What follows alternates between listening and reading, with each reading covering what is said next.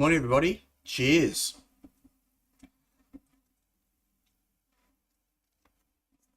Mildly warm stale coffee. Yeah, it's wicked. Best thing to get the morning going. Really not. Oh. I haven't had coffee this morning. Grabbed one on the way in. Hi everyone. I got a raging headache. I thought I'd share that up front. So if you see me rubbing my eyes or dropping my head, don't know what that's about. Ollie's sick at the moment, my daughter. So maybe I'm just coming down with whatever she's got. Just letting you know, it's going to be a fun morning. Hope everyone is well. New sign. No, it's just doing sparkles at the moment. So, yeah.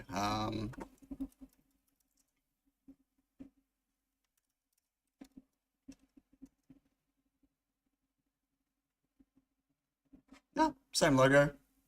Oh, okay. Adam did edge run. It's all there. It's just dark in here. I've only got one light on at the moment.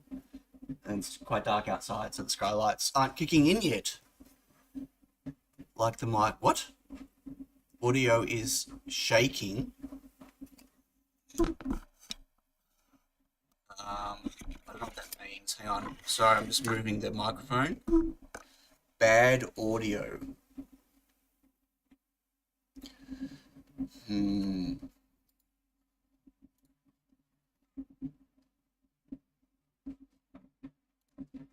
just looking.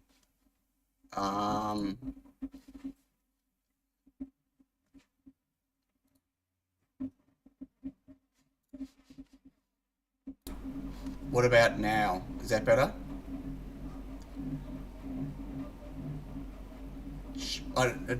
No, wait, no, hang on. The printer's going. That's the printer. I think you're all hearing the printer. HAL 9000 says Wolf. I'm attempting my 20th attempt to print tiny watch cases. That's a whole different drama. You don't think it's the printer?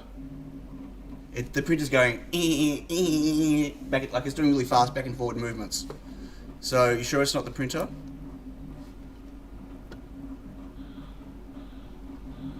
And what's better? This is just normal noise. Hang on. Right, I had some noise suppression on. If I turn the noise suppression back on, is this worse?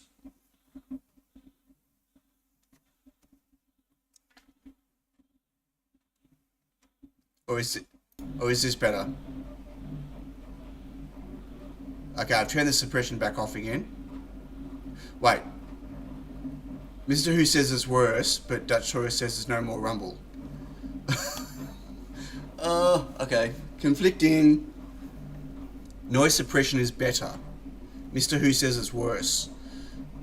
Noise suppression helps. Oh, width is better. Okay. Well, yeah. Yeah, I don't know what else I can do other than turn the gain down maybe a little bit. Better noise suppression, but yes, that's the only major audio click came through.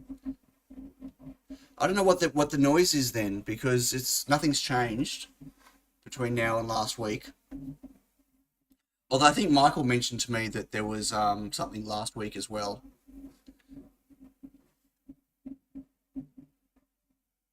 It's a what do you call it? Omnidirectional mic. I can. Geek says greetings, mortals. Hey, Quixotic Geek. What about?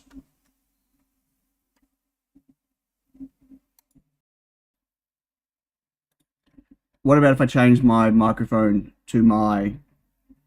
This will sound very different, but the noise might go away. This is my Mac microphone. Is that worse? HMS says moo. Finally bought a stream live again. Hey, Mr. England. Yeah, it's a completely different microphone. Sounds like you're inside an Apple. Ha. Keep it as before. Okay. Speaking with my ass. Sorry.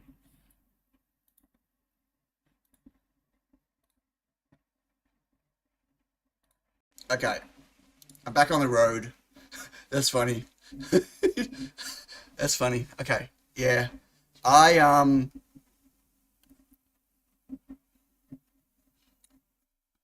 wonder if, yeah, I don't know. I'm just gonna leave it as it is. Sorry, folks. Um, I ran a print last night, and I spent the whole day yesterday trying to finish the case, the Tiny Watch P7 case. Sorry, P10. So that's the P10 there. That's the P10 case. It's printed in 2 halves. And I'm trying to print it in ABS. Well, I'm printing in ABS at the moment because it pretty much solves the flex issue that I was getting on the one side. The problem is, whenever I print a single case, like in parts, it prints really well. No, not using carbon fiber. I did try for 2 days doing it with PLA carbon fiber. And I got 1 successful print out of about 20. It was a nightmare. You can see all my drama on the 3D printing channel on my Discord server. It was a nightmare.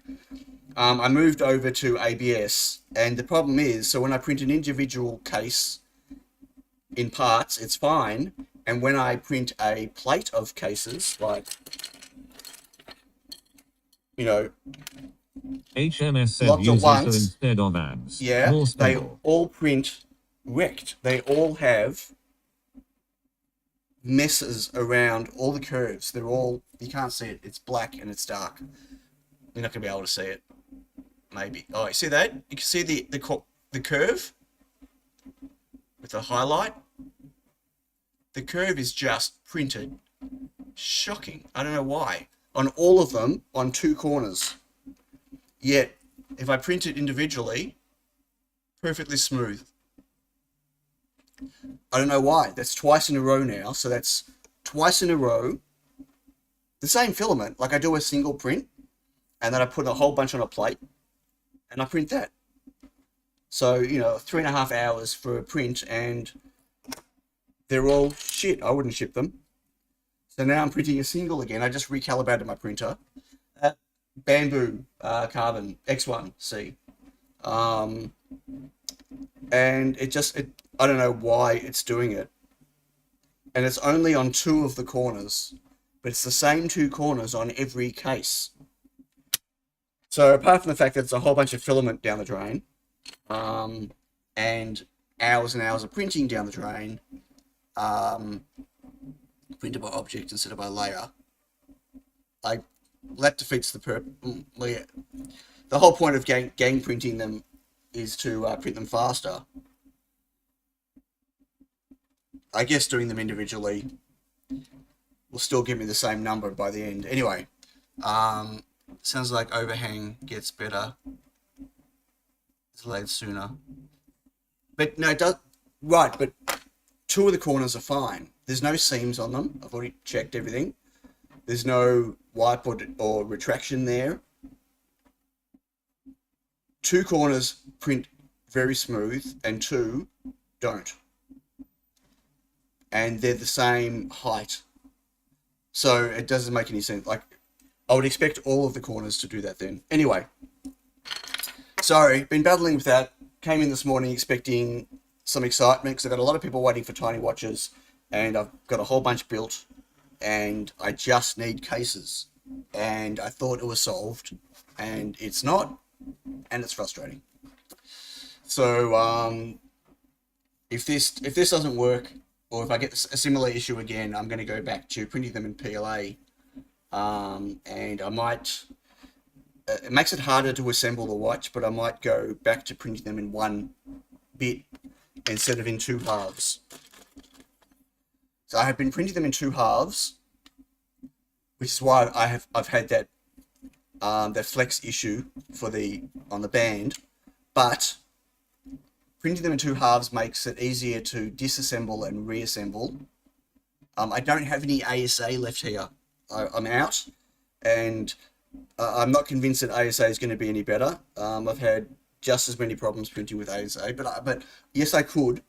But getting ASA means days of waiting, and then anyway, two halves makes it much easier to disassemble and reassemble, and it prints with no overhangs, with no support required for where the watch band goes, which makes it nice and strong and smooth.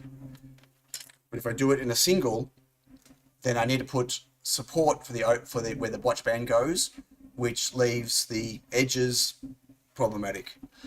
I found ASA prints more consistently. I found my, oh my god, Milo, my mill, right? Half of it's ABS, half of it's ASA, and I actually found that the ASA printed better, so it printed easier, but the ABS looked better, much better. So I'm kind of, I don't want to ship a watch case that doesn't look nice, but by the same token, I want to, not have to chuck out 50% of the cases that I make. So anyway, it's a challenge. I'll get there. It's just frustrating because I've had these watches sitting here for a week and I haven't been able to ship them. Very frustrating. Like, I've just got a whole lot of cases sitting on my desk. Sorry, Kate. I've got a whole lot of watches sitting on my desk. Is that camera in focus? Doesn't even look in focus. Obviously without the screens connected right now because I don't want to damage the cable. But these are all, 100% tested, validated, got the haptics motor on. They're ready to go into cases. Okay. Calm down, Sal. Calm down. Okay, I'm going to say hi to folks in chat. Then I've got some stuff to share.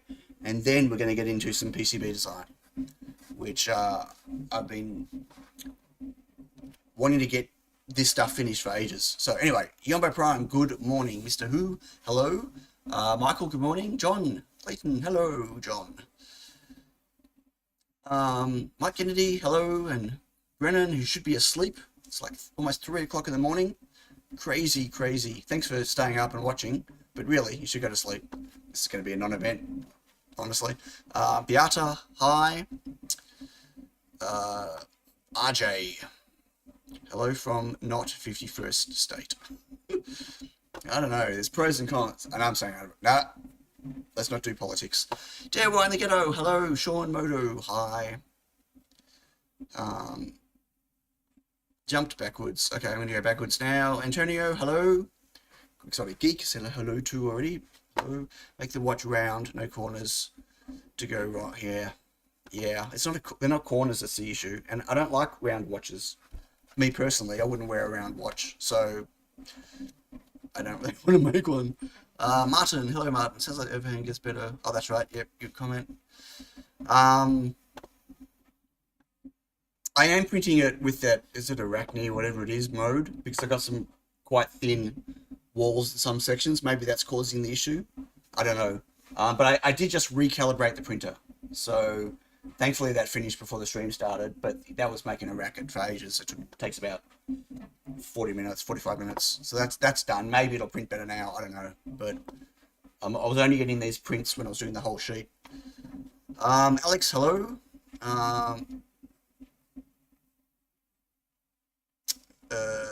Still going backwards. If I've missed anyone, sorry. Andy Mouse, hello. I won't wear around watch, makes me sound like a boomer. Is that you or me? I just don't like them. I mean, a normal traditional style watch, sure, but as a for a digital interface, I don't know.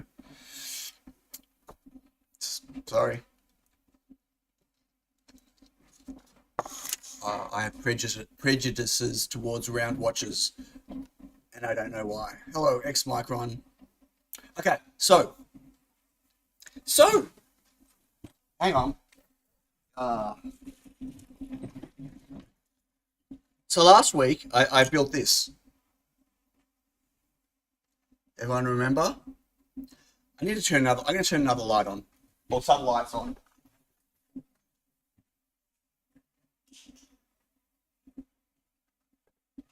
It's just too bright.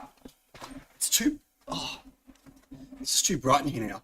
I've got a white desk in front of me and it's like in my face. It's too early in the morning for that. Fully painted the printing, I assume you don't have... I don't have a resin printer. I really do not want to start with the whole dealing with resin and curing and mess and smell and yuck. I've got enough toxins in this place to do with, my electronics manufacturing, solder paste and stencil cleaning stuff and whatever else. I really don't want to. It does burn. It's burning my retinas. I don't want to start with that, honestly. And yeah.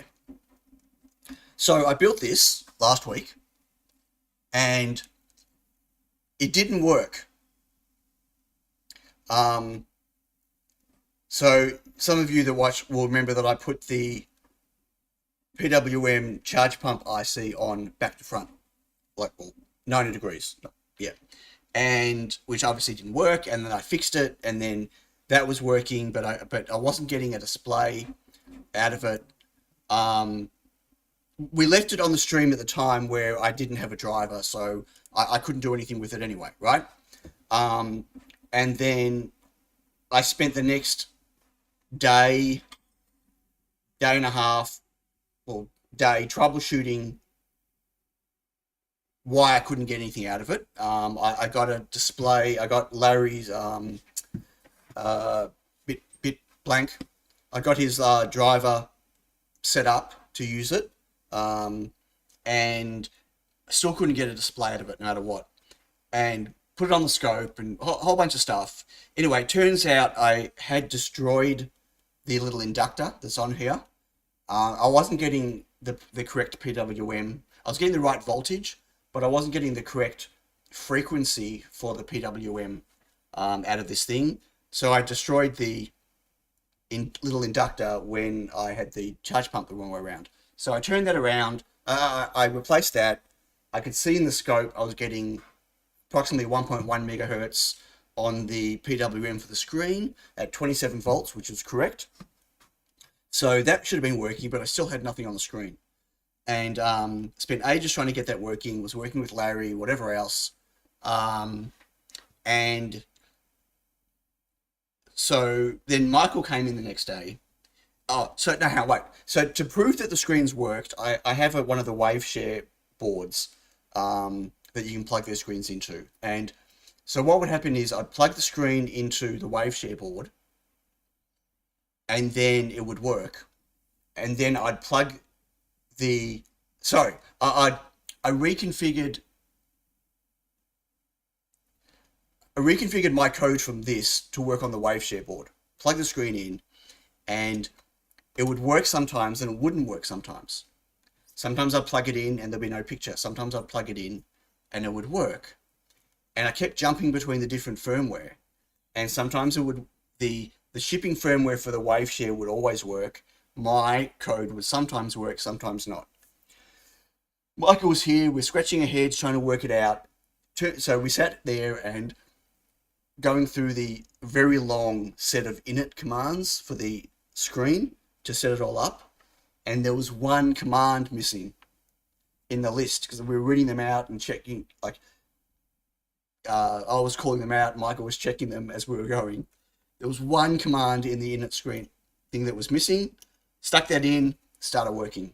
So what was happening is when the WaveShare code was flashed on it, it would initialize the screen correctly. And then when I'd flash my code on it, the screen was already initialized correctly, so it kept working. Right, it was the very thing, it was at the top, and it was just missed. And so my code would work, and we're going, oh, that's great. And even if I reset it, it would work. Like reset the board, it would work because the screen stayed initialized. But as soon as we took away power and plugged it back in again, the screen would stop working. So once we fixed that on the WaveShare board, I moved it back to here, and guess what? It works. It all works. The whole board works and is validated. And I have now chucked the design in the bin and have redesigned the board completely. And you're going, why did you do that, Sion? Why did you take a board that was perfectly validated with every single thing on it working, and why would you start again? Well, I'll tell you why. And it's very frustrating. And I wish I wouldn't have done it. I'm glad I did now. And we'll go into that. But the reason is, if I grab a power cable and I turn this on, power. Okay, so, oops, what did I just hit? Okay, it says touch me, and so it's got touch going. By the way, check this out. It's very hard to hold. Okay, hang on, where's the camera? Check this out. One. Look at this. The touch IC does up to 5 fingers multi-touch. You can't even see it. I've got them all color-coded. How's that? Anyway, so the screen works, touch works, everything's great. But here's the problem. Yeah? This is the orientation I built everything. Can everyone see what that says? Alan Madsen says looks great. Thank you. Hey, Alan. Can everyone see the problem there? Upside down text, wrong way around. Guess what? The screen has no ability in the driver to rotate it. I can't rotate the orientation unless I do it in firmware, which means I can't write directly to the screen. I have to write into a different buffer and translate the orientation and then write to the screen, which is a dramatic drop in performance on the screen. Dishipu, there is no registers to rotate the screen in this driver at all. Not only does it clearly say it in the data sheet, and it clearly shows that those registers are not in use, but I tried them anyway, and it is not rotatable. Not rotatable. So I have a design that is supposed to sit like this, with the buttons at the bottom and the USB at the bottom, and everything goes into a case that I've designed in my head that goes like this, but the screen only works this way. And there is no way I'm shipping it like this. So I had to redesign it where the whole PCB was flipped around. So, sounds like an easy thing to do. It was just a USB. No, it's not just the USB-C. Anyway, everything's upside down. So I'm just going to unplug this before I break it. So I redesigned the whole board. And while I was redesigning the whole board, I made a few changes that includes removed the buzzer and added I2S audio with support for an external speaker like I've got on my RGB Touch. Added an I2C RTC chip, which I'm not sure I'm going to be able to use because I think the I2C bus is going to be saturated, but anyway. And added an SD card slot.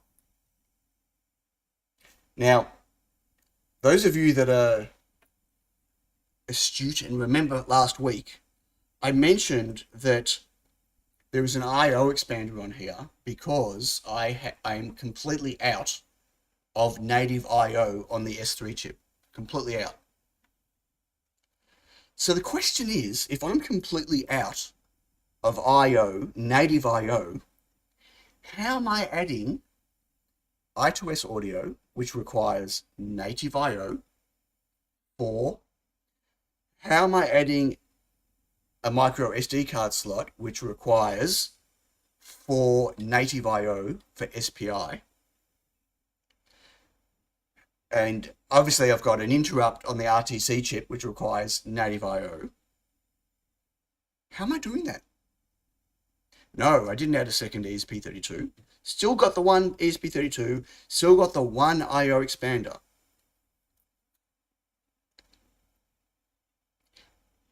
I'm not going to tell you. You're going to have to wait until I get the boards, which have already been ordered, and the parts have already been ordered, including a new part that I've never used before. I'm a genius, yes. Multiplexing, it's a form of multiplexing, yes, at a C3. There's no second microcontroller.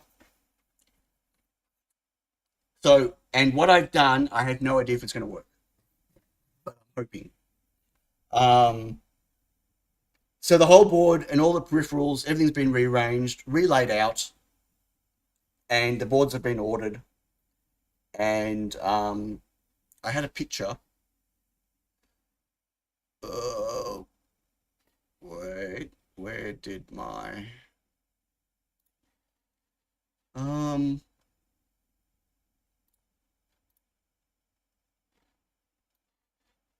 This is what the new board looks like. So things have been rearranged. As you can see, the ribbon cable's at the bottom now instead of the top.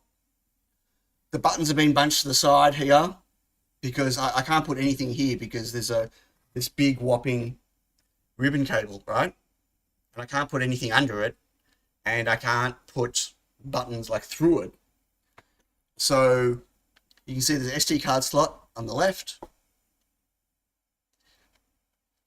AI, what? Deep sea on. Hey, Pavel. By sharing this. Ah, Alan.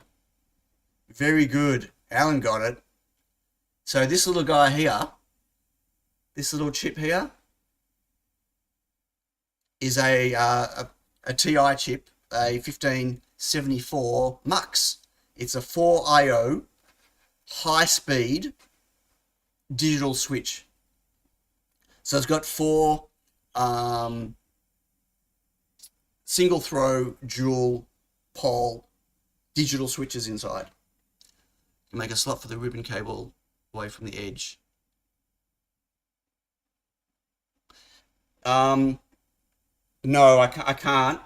Well, so not really, because of the big ass IC that's on the side. That can't go under. And so all I'm going to get is just that less than a centimeter of bit here, and it's not worth it to Shifu. So yeah, I'm happy with the way it is. Nah, I'm honestly, it's too many gymnastics for that. It's not worth it. I'm happy with this layout. What? Oh, you going? Catch you later. Back in the flatlands. Where are you? Are you in the Badlands right now? Catch you later, Quixotic Geek. Look after yourself. Hello, Death Shaker. How you doing?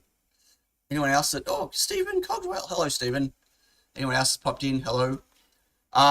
So I'm going to be using an IO MUX. So that currently in Sweden. And where is the flatlands? Back... Are you in the UK? I can't remember where you are now. Copenhagen. Were you in Copenhagen? I can't keep up. So I don't... The problem with this MUX is that... so I'm sharing the SD card and the I2S audio through this. Those 4 I/O. And the way I got those 4 I/O back is I've moved the SPI for the screen, which is only used to set up the initialization code for the screen just once when the device starts up. I've moved those over to the I/O expander, and I've created some code that bit bangs the SPI in it, which is slower, obviously. Big deal. It takes an extra second on boot up, but well, I'm guessing a second. I don't have the boards yet, but that freed up 3 IO, and then I moved some other things around. So the thing is, you're not going to be able to do audio and SD card at the same time. The question is, will I be able to allow people to switch? Like, will it switch? Like, if I've obviously got a library of writing, which I'm very deep into at the moment. So the idea is that if you want to load something from the SD card, if audio is playing, it would stop the audio. You'd do whatever you do with the SD card, and then it would continue playing audio or whatever. Now, whether that can happen automatically or not depends on how good my programming skills are. The worst case scenario here is the user on boot up gets to decide if they want to use the SD card for their project or the audio, right? I2S audio out. And then they're locked into that in their firmware, right? That's the worst case scenario, because Michael and I were chatting, I have no idea. Like, to me, audio is more important than SD card. There are ways I can write firmware that I can upload stuff to Flash via the web if I want to, right? I don't have to have an SD card on there, but some people might want to use an SD card instead of the I2S audio because, let's say, they want to, I don't know, display photos on this or whatever. So some people are going to preference one, and one people are going to preference the other. Right, actually, let's do a poll. We're going to do a poll.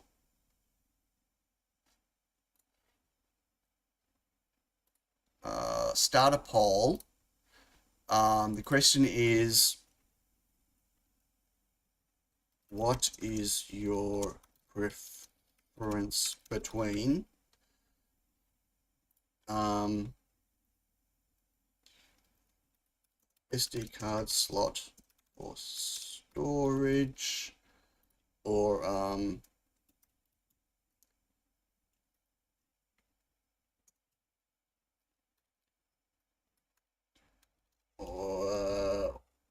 audio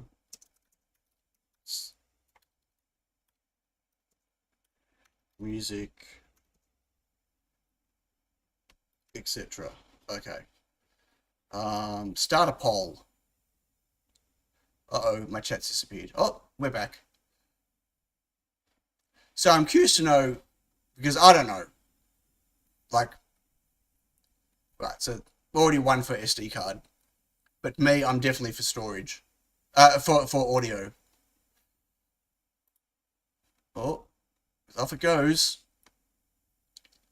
SD card started strong, but music's coming back. How would SD card show up in the host device, like an external drive? No. Nothing. No, there's no mass storage at all. No, it's within your code, right? The way you use an SD card is you pull the card out. Alan Madsen says, can you play music without an SD card? Sure, but like internet radio, for instance, you could do internet radio, or you could play sounds via the internet. You could do voice via the internet. You could do other things. You just can't play audio off SD card, right? Well, you do have a way of playing files, right? You just can't play them off SD card. There is a US serial bridge in there somewhere, not native USB. What? This is using native USB, but native USB has nothing to do with mass storage of the SD card on your computer via this, right? SD card is to be able to move, like you can plug it into your computer, copy stuff into it, plug it into this and do it.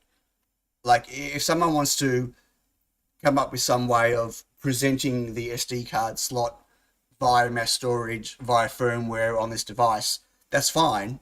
That's way out of the scope of anything I'm interested in doing, right? I don't think that's necessary.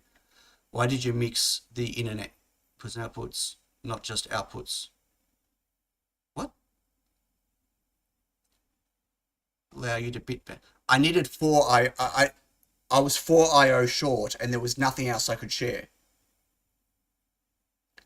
So it was one or the other. Like that was it. Like everything else is being used by the screen, or interrupts that I couldn't go through a mux. So these were the only possible things I could share. Could we have IO that we could connect an SD card in retrospect? What do you mean in retrospect? There's no spare IO. Like, so my only option was pick one or the other only, and not give the option of the other one at all. And then I'm bound to lose, right? There's no way I would have done just an SD card without audio. Now, I could have just left a buzzer on there. Well, I couldn't, because I don't have any spare IO for the buzzer either. But let's say I put a PWM buzzer on there instead. Well, that can't play music off the SD card anyway. So my option was pick one only and piss off a bunch of people. Hey, Matt, right? Or offer both, but not at the same time. It was this was the best of a bad situation. Now, I wish there was more IO. I'm using every IO on the chip, right? There's no way of adding more and adding another microcontroller. No, I get it, Antonio. No. And this was frustrating for me as well. But at least I've got this as an option, assuming it works. I don't really have another. I mean, my other option was bit bang the SD card slot. I mean, think about it. So you can do the SD card. I don't know what it runs at internally on the ESP32. You know, maybe 1 or 2 megahertz, maybe 5 megahertz the SD card slot runs out. I don't know. If someone knows, please let me know. But could you imagine if I did it through the IO expander and I could only bit bang it at like 300 kilohertz? Like, okay, I'm loading a 1 meg, you know, well, firstly, I couldn't stream that way, right? And I'd have to write my own SD library because I'd have to bit bang it all rather than whatever. So SD SPI, but it's only one data line. Can it really do 20 megahertz? I didn't think an SD card could. A solid state one maybe, but not an actual. I didn't think so. Yeah, I've heard 5 megahertz, but I've also heard 1 or 2 megahertz. You know, so bit banging the SD card wouldn't allow you to stream audio from it. It would be terrible, right? So this is the best I could come up with, and you know, I wish there was another way. You know, thought about putting a second microcontroller on there and then somehow communicating with that to then communicate with an SD card or whatever. But I'd still need the 4 IO. You know, even if I made an SPI client of the microcontroller, which would require completely custom firmware, which sounds like a really, really bad idea. Something I'd never get finished. Even if I did that, right? We're talking about another MCU that can do I2S audio, that can obviously do SPI for the SD card, and then so it's a chip with, you know, and friends for passives and crystal and whatever. It would probably need external flash or whatever, and then here's the problem: it won't be able to do streaming audio off the net if it doesn't have PSRAM, right? If it's a tiny chip and doesn't have enough SRAM, then it's pointless anyway. So then, okay, so I need a chip that's got PSRAM as well and flash, and all of a sudden I'm putting a full another ESP32 on there just to be able to get the SD card and I2S audio happening at once, right? And completely custom firmware I have to write for it. It was just crazy. So, and I don't want to make 2 variants of the board. No, that's this way. This is the same as 2 variants. You can pick one or the other. You just set it in software at the start. But if I can get them both working in a way that isn't too terrible, that's great. Don't forget, you've also got 8 meg of PS RAM on this thing, so you could always load the audio off SD into memory and play it from there. I mean, there are options, right? Is the poll over? Or is it blocking my view of chat? It's not over, but SD card is at 61%. Oh, no, people are still voting. Someone just voted. It's getting close. It's now 59 to 41. Hate the USB connection. Why? Display's going to, yeah. You have multiple things on the display bus, but when the display requires a read or write pins.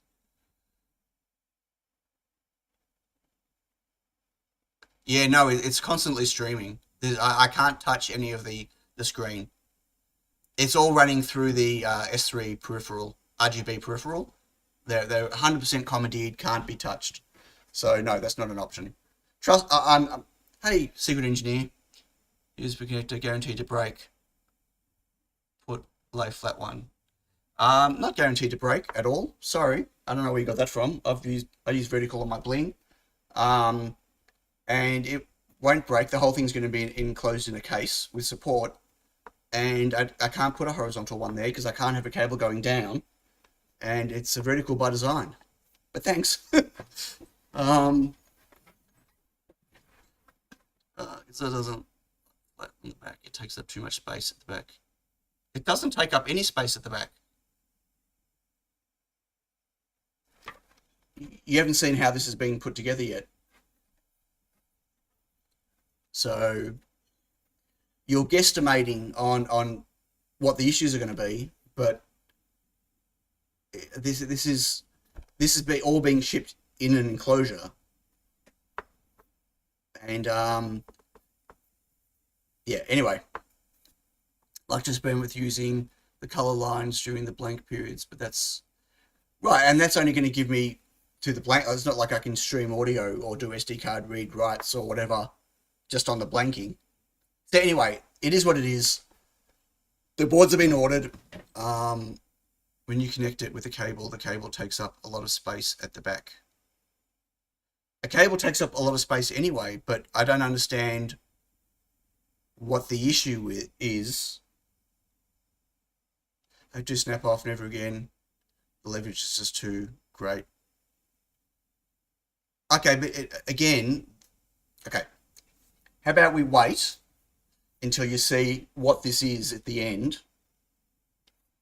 Then you can judge on whether it's going to break or not. But I've shipped a lot of bling boards with a vertical USB, and I've not had anyone tell me that they're broken off. Anyway, like if you want to mount it to a wall, you can't mount it to a wall. It's not it's not designed to be mounted to a wall.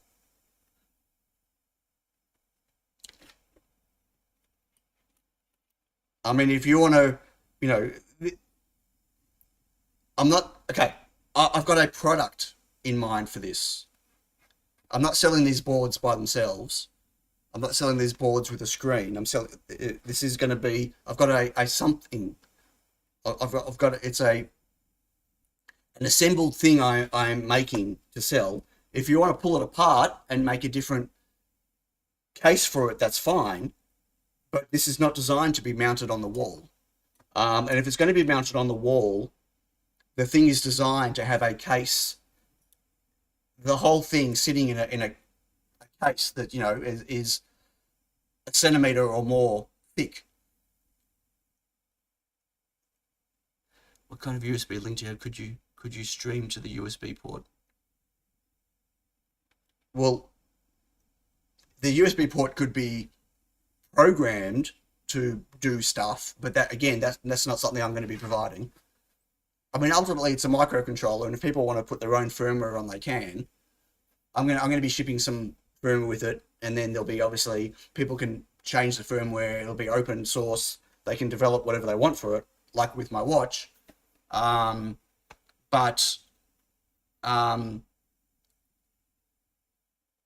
wouldn't have thought that trying to get streaming from USB going would be useful to most people. Yeah, it's not designed to be on the wall, Alan.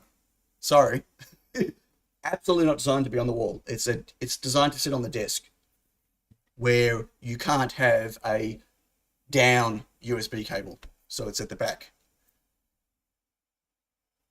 What do you mean by standalone? No, it's. I don't know what you mean by standalone unit. I'm making a desk mount. It sits on the desk. You interact with it sitting on the desk in front of you, not up on a wall. It's 4 inches. Why would you put it on a wall? Right, absolutely it can work in HA, but why up on the wall? And there are other products already out there like that. I'm making something different. No, not this board. What I'm about to work on is this is just my new controller for this. Okay, let's get into the other thing. Okay, we'll stop this now. Or you can you can power it via the battery if you want to, but the battery's just going to hang off the bottom if you're doing that. Design a warm. I'm not. Yeah, someone else can design a warm out for it if they want to, but that's not what this is. It's not what I'm making. So yeah. Okay, I'm going to hide that now. Okay, I'm ending the poll. The poll after 33 votes. Oh, people are still going. Calm blue ocean. Calm blue. It's okay. I mean, to be fair, I haven't told people what it is. Right beyond this, but I'm letting you know I'm designing this specifically for a desk mount. If I put a horizontal USB connector on there for a wall, it absolutely cannot be used on a desk like I want it to. So for the desk case use, it's got to be a vertical USB connector. Just the way it is. Okay, so this is my Edge board. This is the board, John, that we were talking about. Okay, so it's a ESP32 S3, and with a whole bunch of goodies on it. It's an M.2 connector, a B key, but it is not in any way compatible with the computer. It's not designed to go on a computer at all. And someone asked earlier, it's not compatible with the SparkFun stuff. Intentionally not compatible with. So sorry about that, but there's no point. Firstly, they've got their own ESP32s in their stuff. And I don't like the way they've done their connectivity through the Edge connector. And it doesn't give enough I/O for what I want to do. And anyway, so sorry, I didn't mean to start the comment. I just thought display was part of the SIM2 board. No, not the same. No. The display board was based on my last week's stream. It'll be interesting to see if that even works, the new one. Hopefully it will. My Stream Deck has the USB on top of it. Yeah, I don't want a cable sticking out the top. I'm not designing a Stream Deck. What I'm designing is what I'm designing. You're all free to design something else if you want to. You can all get screens and you can all design your boards and make whatever you want to. But I'm making a little desk thingo. Compute module, but the USB based M.2 like sizes. It's pretty small. It's 22 by 16 plus the Edge connector, so 22 by 20, and it's got obviously an ESP32 S3 on it. It's got a fuel gauge, so it's got battery charge. It's got everything like my boards do, just with an Edge connector. So all you need to do is supply a USB connector if that's what you want, and reset IO0 buttons. Obviously, I'm not putting buttons on here. Maybe an amp board for it. An amp board? Well, hello, Dinkelberg. There's a big boy by big boy. What? What are we? Maybe an amp. I don't know what the amp board thing is for. What's this here? That's an I/O expander. So again, I've exposed all of the I/O that I can. There's a few native I/O here that I need to use, whatever. But there was stacks more pins available, so I added a little I2C expander, and I broke those out as well. So that just gives people an option for more I/O if they want, obviously through an I/O expander. So the perfect base for any custom dev board. Perfect base. Well, I need to make a base for it. I've not seen M.2 securing screw in that position. Yeah, that's on purpose. Firstly, I can't put it in the middle because it's going to interfere with the antenna. But secondly, I don't want people to try to mount this in their computer because that's not what it's for. So it doesn't really matter where I put it because is that not filled? Oh, well, there you go. There, that's better. So it's on the corner to keep it away from the antenna, and I want people to realize it's not designed. What's the inverted rounded corner for? In this here, for mounting, or like a screw to mount or whatever. But it's intentionally not where it's supposed to be, and this is intentionally not a length board that matches any of the standards that you'd stick into, you know, for an NVMe drive or for whatever, right? It's all it's doing is using this edge connector.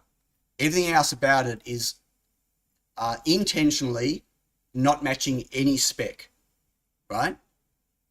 Because it's not for anything else other than, the idea is it's a reusable module, right? As opposed to something that you solder down and then it's soldered down. Chat has disconnected. So this is going to be an ecosystem. Box has similar connector on one of their docks. Is it similar? Box has similar. No, well, it's nothing to do with. I don't know what their connector is. I've actually got an S3 box unopened sitting in front of me. It's never been opened. But no, this is. Well, I would assume that if they've got a connector, an edge connector, that would be totally different because everything is inside the box. That's just to go on its stand. So that might be for extra whatever. This is not. This is this is a board. This is the brains board that you can plug into your own hardware, but that's removable, right? You don't solder it down. So think of my Nano S3, but once that's soldered on the board, it's there. It's permanent, right? Where this isn't. Don't forget to provide a KiCad template for people starting to make their own. Well, that's what I'm going to be doing. Right, that's what I was going to do now. So okay, let's move on. So I haven't got these fabbed yet because I need to do the other half. There's no point getting it fabbed and I can't test it. It's not designed to go in one of their docks. I've not made this to be compatible with anything. This is to be compatible with me and this. That's it, right? I'm not adding to anyone else's ecosystem, and I'm not trying to duplicate anything else anyone's done. No, this has nothing to do with the computer. This is not designed to be plugged into a computer, be compatible with the computer. It's using an edge connector that I can buy. M.2 connectors for, right? There's no point designing my own edge connector and not being able to buy a socket, right? And other people not being able to buy a socket, right? I have no idea what it would do in terms of a high vibration area. I don't know.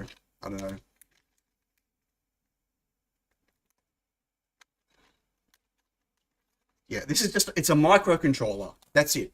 It's a microcontroller board like all of my microcontroller boards, but it's designed to be, to plug into a carrier rather than be soldered onto a carrier, right? Can those sockets be soldered by hand? I wouldn't think so. No. They're quite high density pins, little tiny pins. Yeah.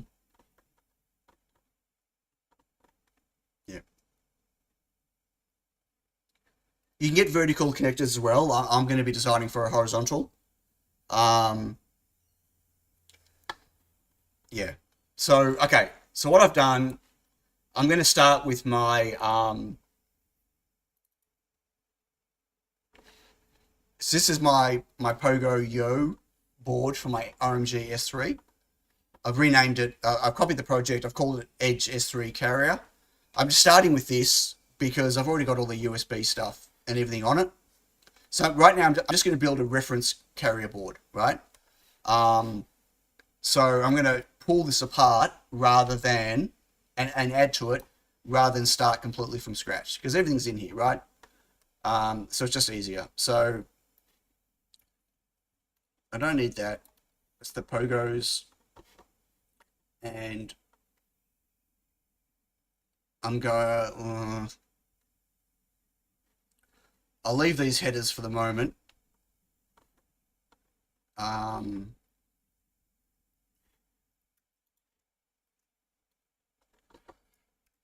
just going to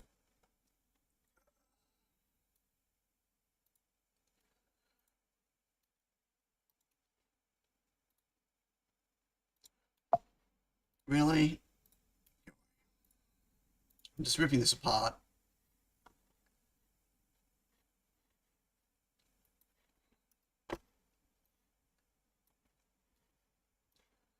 Those, get rid of those. Okay.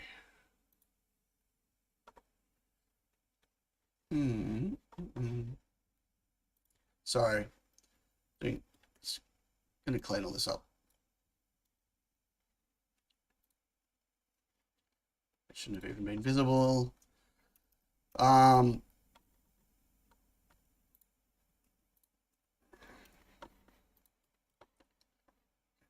all these.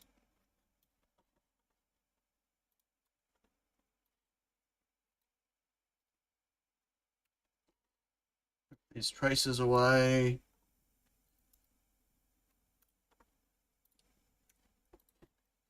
Move these out of the way. Just want to start with an empty area inside. I don't even know if this is going to be the right size or not. So there are two things I'm going to need. I'm going to need a carrier board, reference board, right? That people can use as a reference for designing, like to integrate it into their own thing, or, you know, to just develop on, but can remove it. The whole point is with this module, with this, I can do other variants. Obviously, you know, sticking an ESP32 C5 or C6 on here doesn't make a lot of sense because it's really limited in how much I/O it's got, right? But I could do it, and I could make most of it, like I could still keep it all compatible. So the point is there could be an Edge C6 or an Edge C5, or there could even be an Edge P4, right? Or an Edge RP2040 or 2350, whatever. I'm not intentionally trying to redesign a whole new standard like what SparkFun did. That isn't my... Can you not hear me?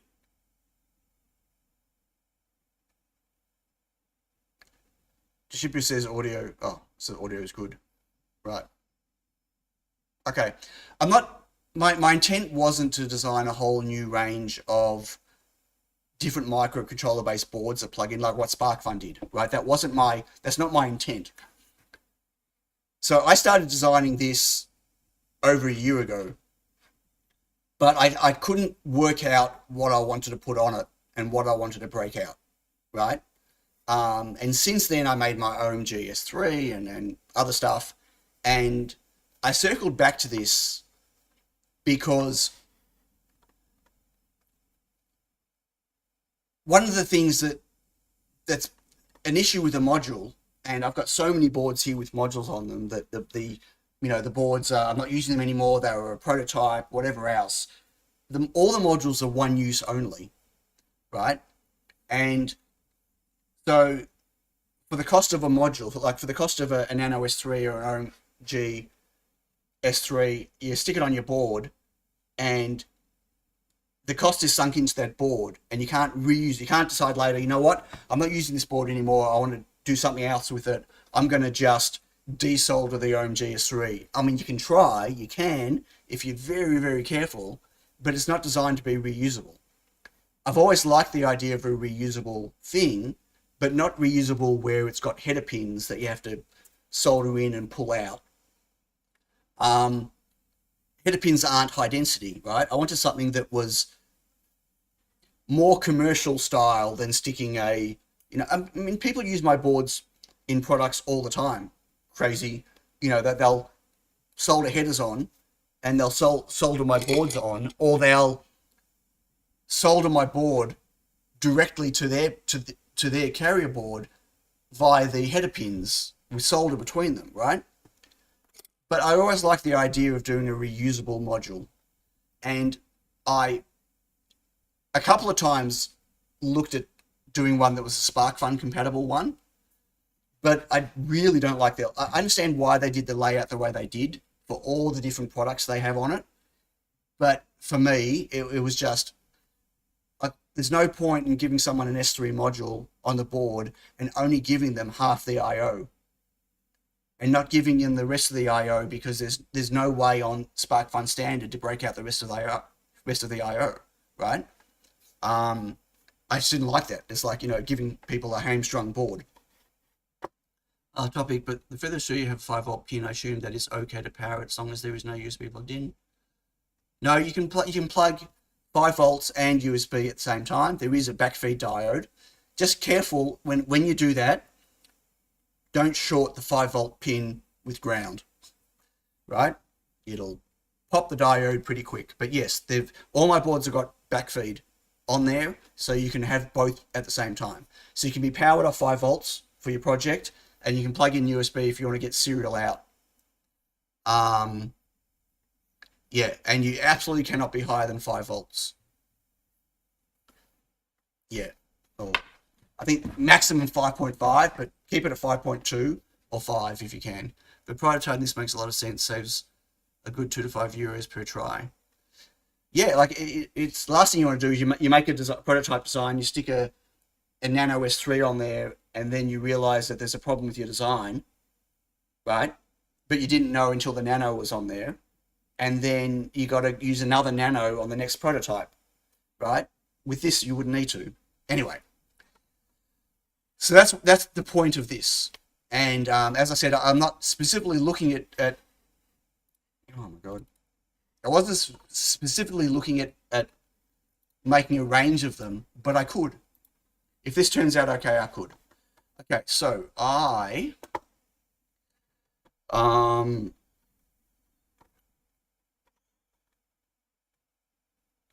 bet you it's not going to be here. No. Okay. Manage symbol libraries. Whoop, where'd that go? Did everyone see that? It just disappeared.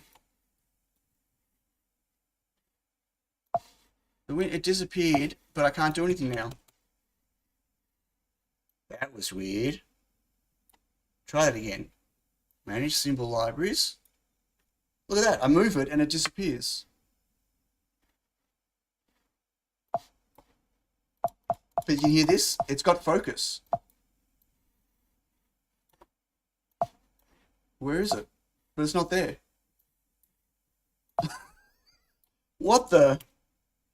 If I hit escape, it goes away. You see it flash and it goes away. What am I using? It says 808. I've got 809. I can install 809.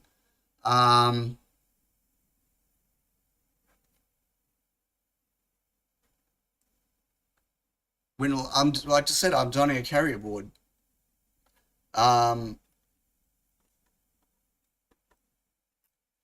but I can't. Okay, I'm gonna have to do this on this screen.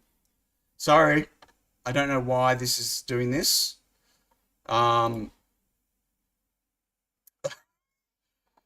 not using KiCad 9, by the way. Not yet. It's a bit crashy and buggy. I'm gonna wait until it matures a little bit.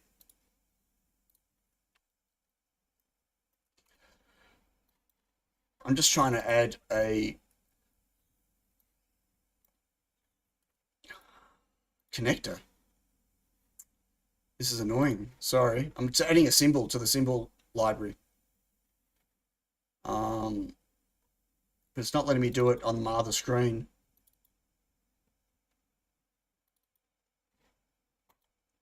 Okay. Add it. Cool. So now I should be able to go, what is happening? Should be able to add M.2.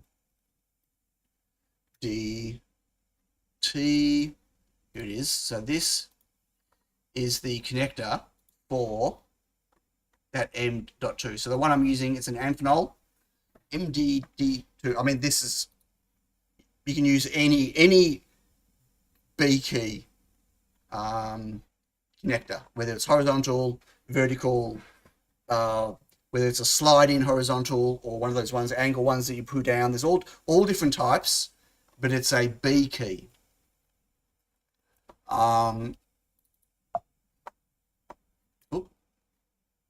Try it again. No, edit. Okay, and is that going to work on this side? Yeah. Yeah, I don't know what that's all about. MDT, no, was it DT? Amphenol, right.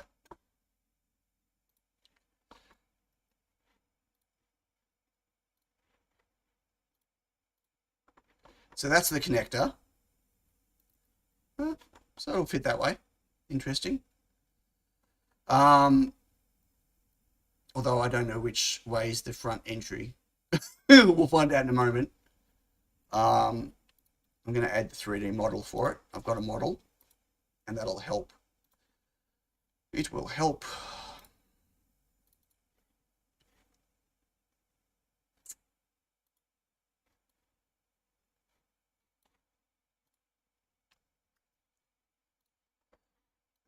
See which way it's supposed to be. There we go. So no, that's back to front. The opening's on this side. Okay, let's rotate that around. I'm surprised they don't have an indicator. We should do that now. I'm going to edit the footprint. No, I'm going to edit the library footprint. Try it again. Edit library footprint. And so the front is this way. So that's interesting. I would have thought these pads here would have been for support for the front. But the pegs are in the right spot. And that's definitely the entry on this side. Don't know what that's about. Okay, I'm just going to have to assume that this is correct for now. And I'm just going to add some text here saying front entry fab.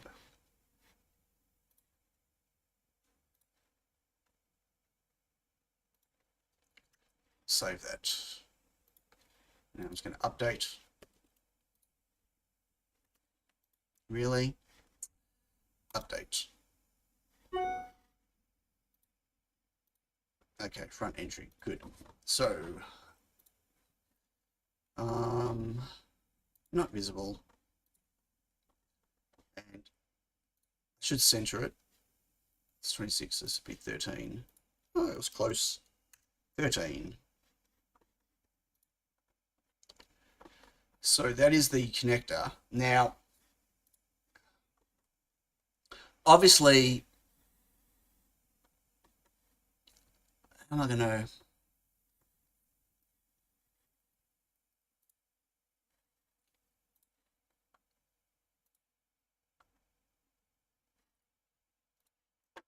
Just going to copy that.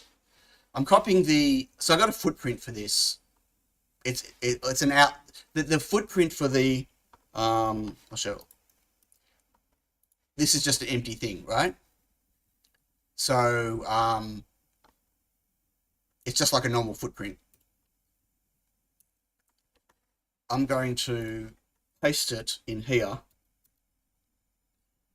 I can't really align it. Like, I don't know exactly where this sits, how far in, whatever.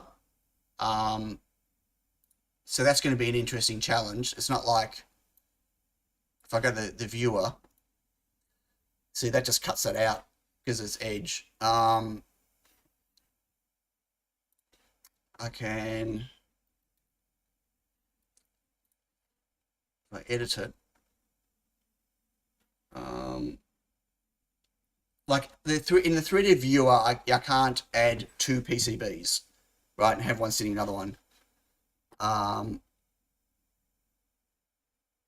Yeah, that's what I'm doing, John. That's the whole point. In designing this, I'll end up with a footprint that you'll be able to drop onto a board that'll have everything.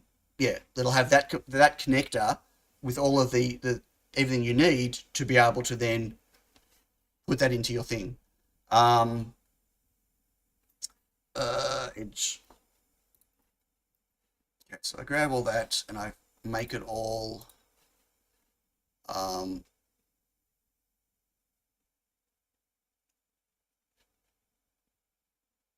make it user comments. Save that. So that's now user comments. Can I turn user comments? I can. User comments. There we go. So you can see the black outline. Wait, where'd the model go?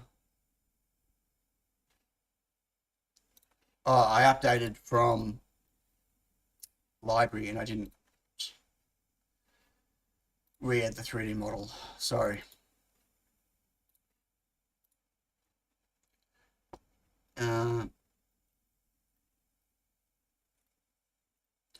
I only use release versions now. I'll only update to a release version. I don't use nightlies for any of them. And I don't know, they all do weird things. You know, 809 fixes a bug in the 3D viewer. And maybe some other things, I don't know. I'm on 8.08 here, 8.09 at home. I don't know. I don't really track which is better or worse. That you know, I get weird things happening all the time, like you saw with that panel. I just want to see if I've got a way of visualizing if I've got the things lined up.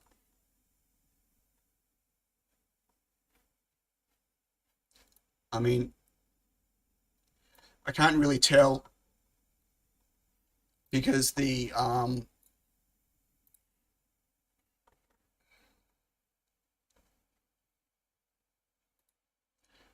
because these pads, I mean, I assume that if I get the pads lined up,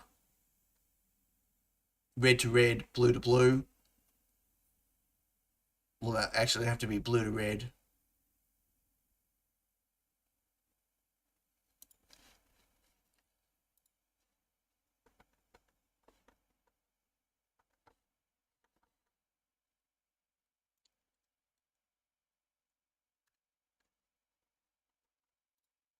Like I have to assume that that's gonna be right.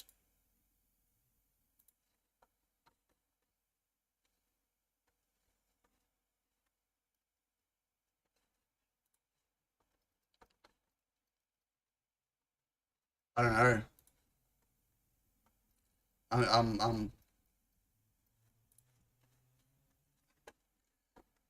I'm rumor here, but one should never upgrade to a new major version of KiCad until it's been around for at least, I don't know, about 6 months, but definitely, yeah, yeah. I got burnt when I moved to 8.0. When it first came out, there was a lot of bugs with it, and I couldn't move backwards from that point. I don't want to do that with 9 now, but I'm watching the thread on the Discord server. People, you know, they're bug reporting things, and once they're all fixed, I might jump in.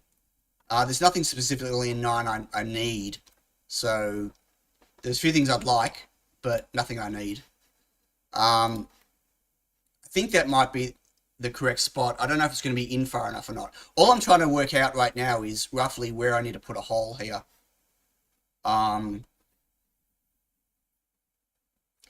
Or for a screw, a mounting screw. So that's all I'm trying to kind of work out.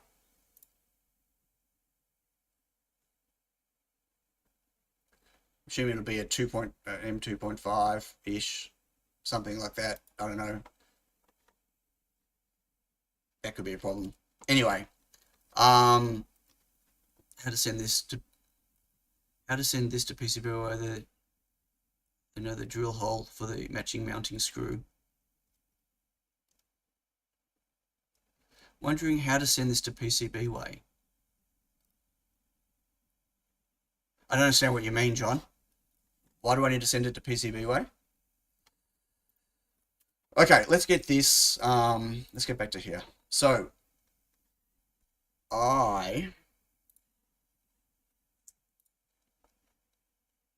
thankfully, I don't have to reroute all of this because on my Edge, so I'm just on the other screen, on my Edge board,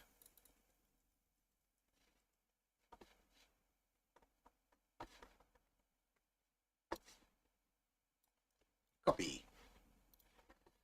So this is a different symbol, although I made them look the same.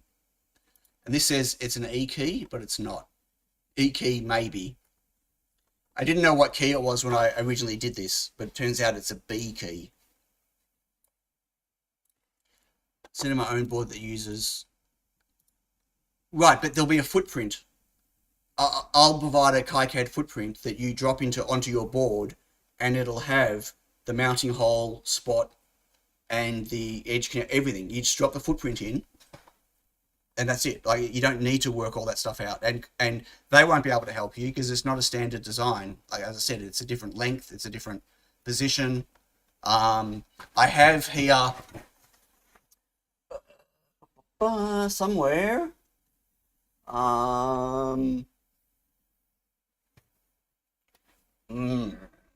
where'd I put them? I have a bunch of surface mount nuts. Yeah, here we go.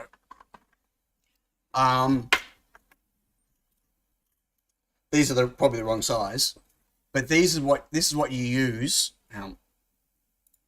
These are what you use. These are just in tape, right? Pick and placeable. But they're a surface mount. Here we go. It's a little surface mount nut that is soldered to the back of the board, back of the carrier board, and then you screw, and with a hole in the PCB that you screw through, right? Now,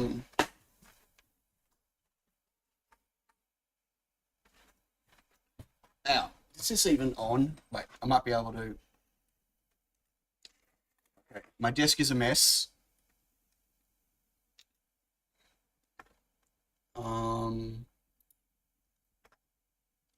Wrong one.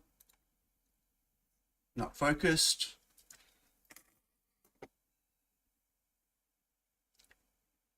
Hello.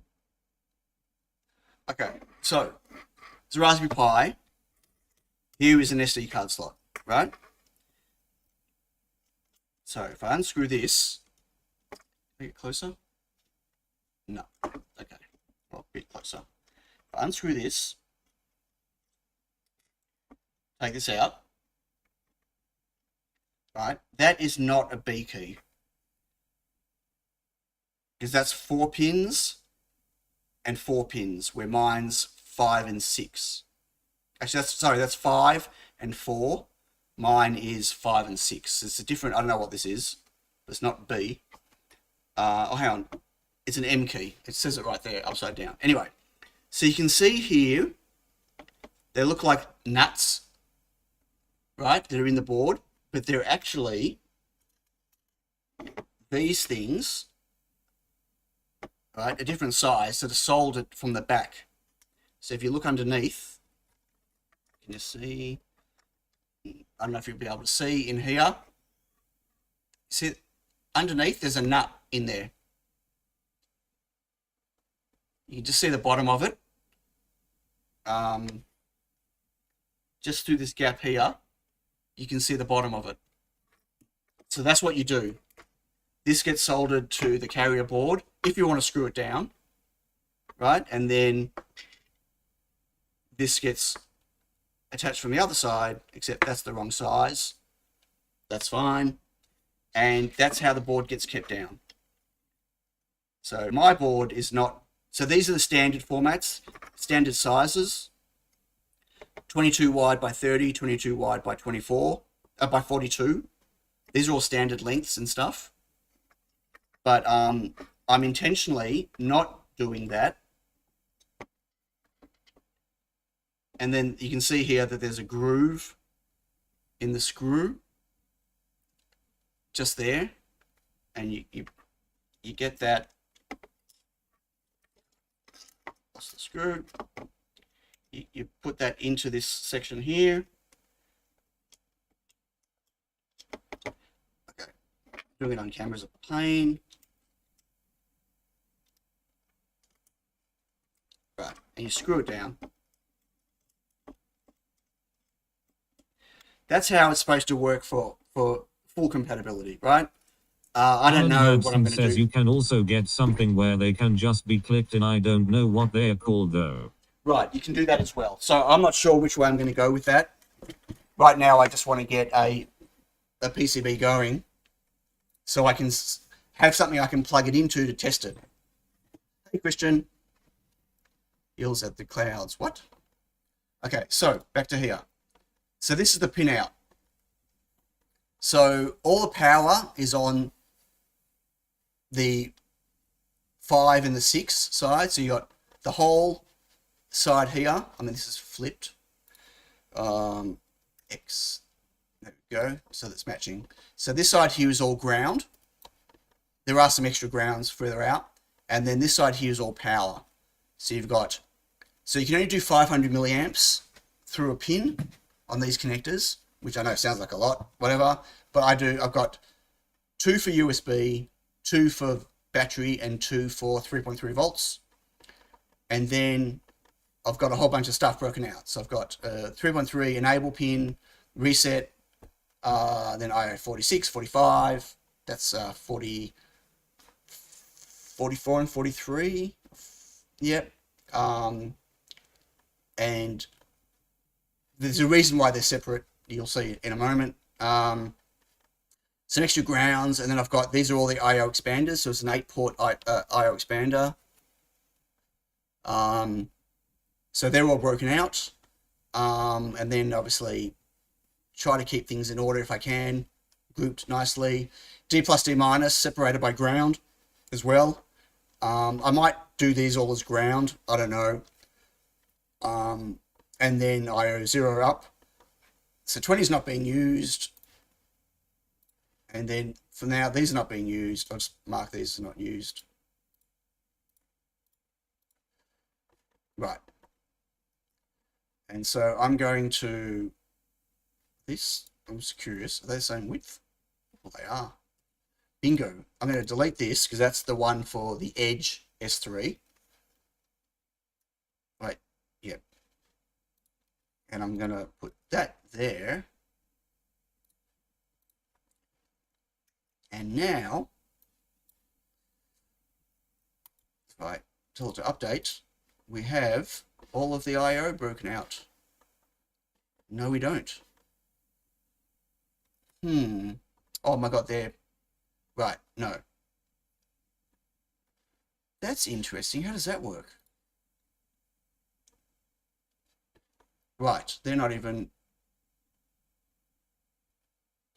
What happened here? Hang on. 1, 3, 5... Oh my god, the spacing's different.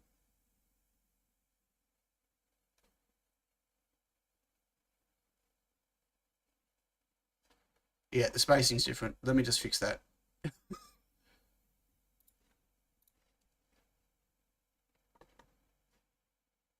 doesn't look different.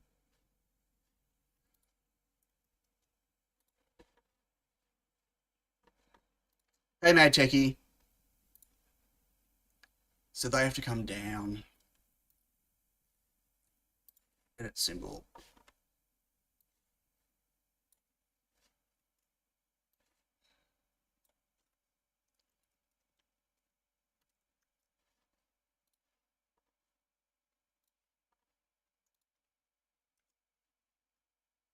Do they line up now? They do. Okay, good. Except for those top things. MP1 and ground 01. Okay.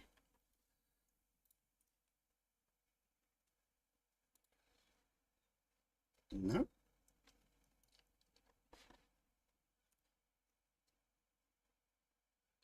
Yep. Okay. Got it. I think. I didn't want to have to reroute it all. There we go. Okay. So they're all broken out now.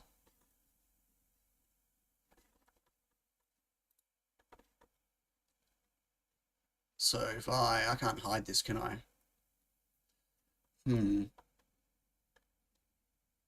So obviously I need space to route. And this, I don't care about that right now. So if I grab these, I'm not attached to any particular length of the board, right? I just want to be able to get it in. Have I missed anything in chat? Hope not. Okay, so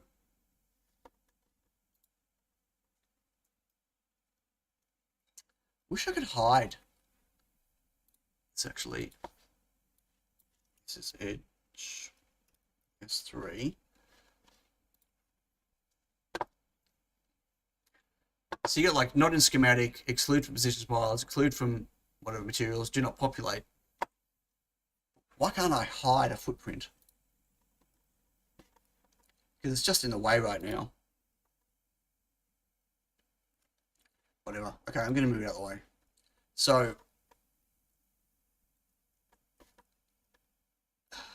yeah. I guess we need to, first things we need to do I want it, I probably want it the other way around, don't I? Just for argument's sake. I probably want to do that for this. Because that's where my IO's coming in and stuff. Okay, so this camera's in my face. Get away. Let's start putting some of this stuff together. Why is that not connected? Okay, there's one not connected.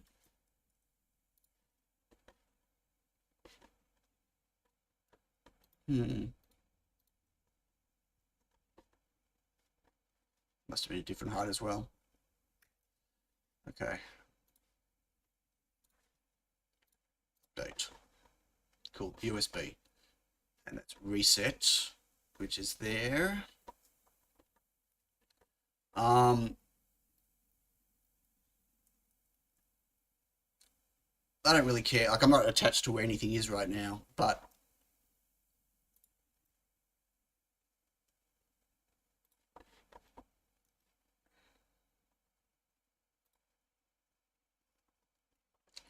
I should make all the things the same, shouldn't I? So that's USB, but that we should rename that to be 5 volts. Oops. And then VBAT in 3.3. 3v3.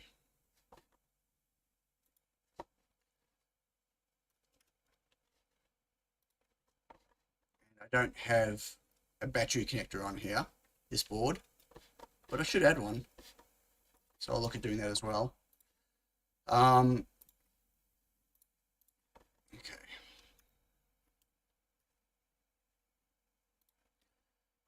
I know that's ugly. I'll fix that later. Right now I just want to get power there. That's still there. Good. Okay. The 3.3 volts is just so I can show an LED, right? You're not supplying 3.3 volts, although you could, but there's an LDO on there, right? So that's a bit silly. I'll just put that there for the moment. Rearrange some of this.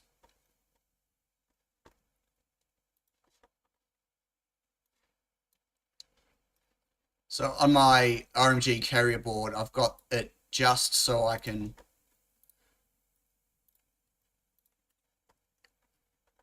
see that it lights up when the board's in, so you know it's working properly.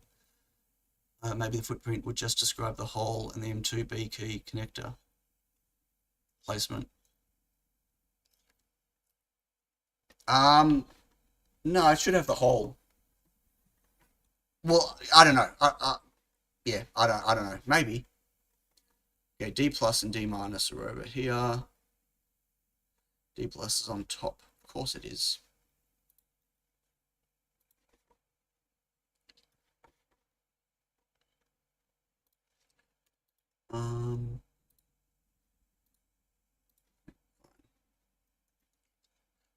Fire. D plus.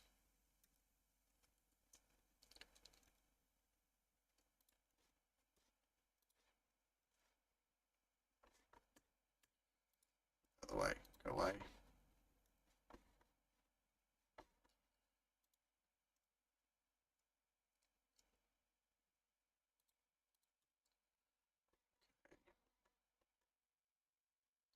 Clean all this up after. I just want to get them routed for now. Okay, reset and IO0. IO0 is over here somewhere, isn't it? IO0 is here and reset is here. So, and VBAT is down here. So what I might do is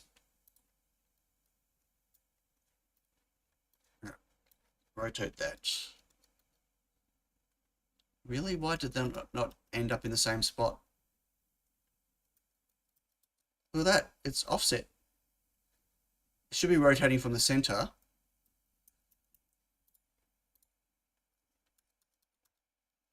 Interesting.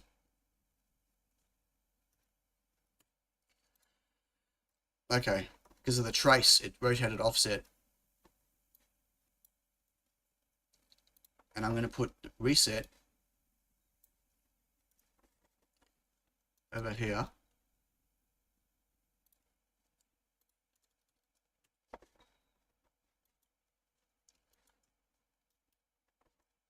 I can put a battery connector down here because that's where the battery is. Okay,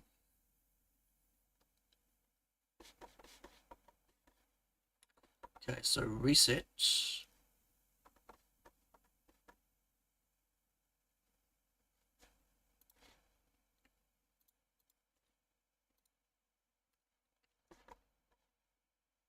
IO0.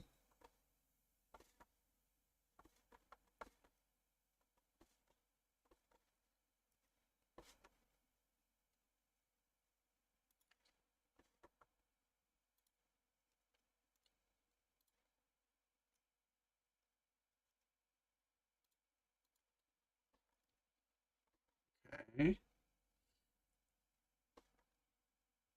So they're the only things I need to connect to actually be able to control the board. And then everything else is just I/O broken out.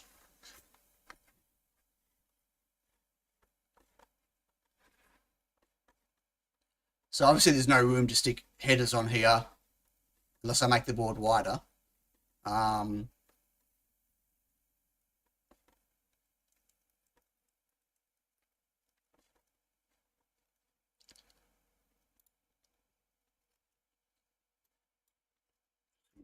button over. Bit hard to press.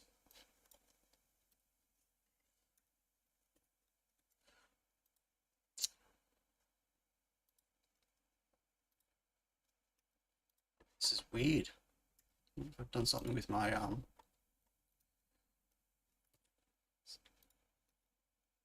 it's not snapping to. I turn my snapping off by accident. Weird. Okay, anyway.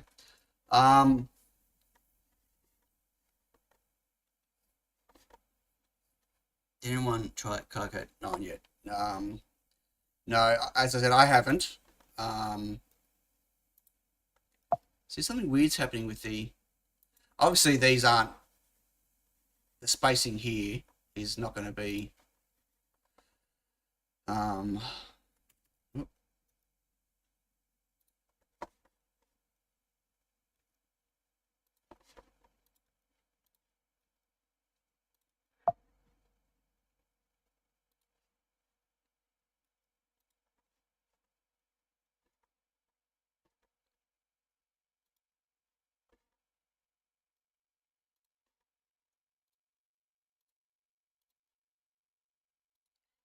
When I'm doing a two-layer board, I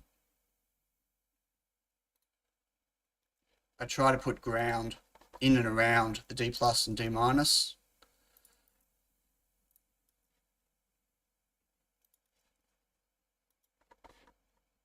To try to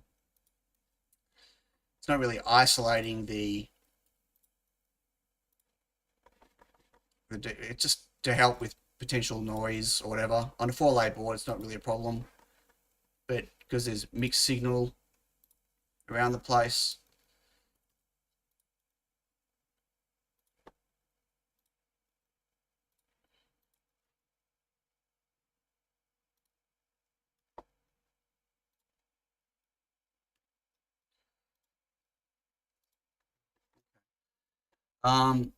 Do you go for the 90 ohm differential impedance match for the 2-layer board? Not a chance. Why would you, for what? Why would you bother? It's not high speed. It's USB 2 running it like it's no high speed signaling. If it was USB 3, I'd have to, but nah. I'm just trying to give it a bit of ground isolation. Okay, so I need to make the board wider because there's no point.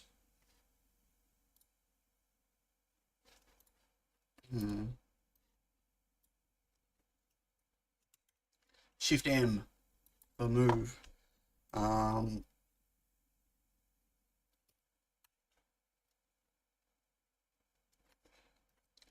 Might as well do it with labels. So that's 5.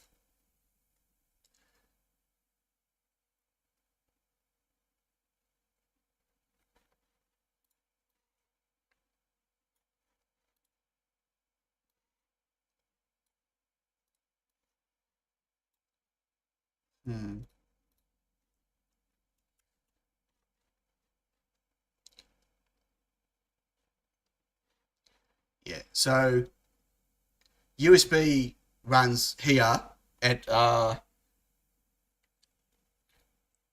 potentially 2 megabit, but really 1 megabit is all you get. Oh, did not want to move those. So at that speed, it's really not something to worry about.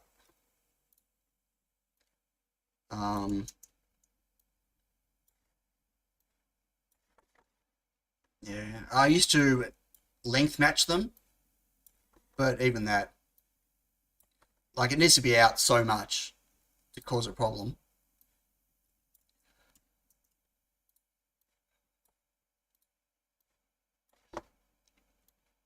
Like, I've never had a USB problem on any of my boards.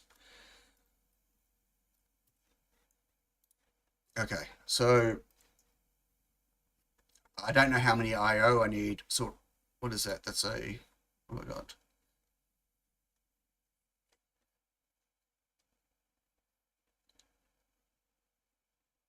It's more than a centimeter.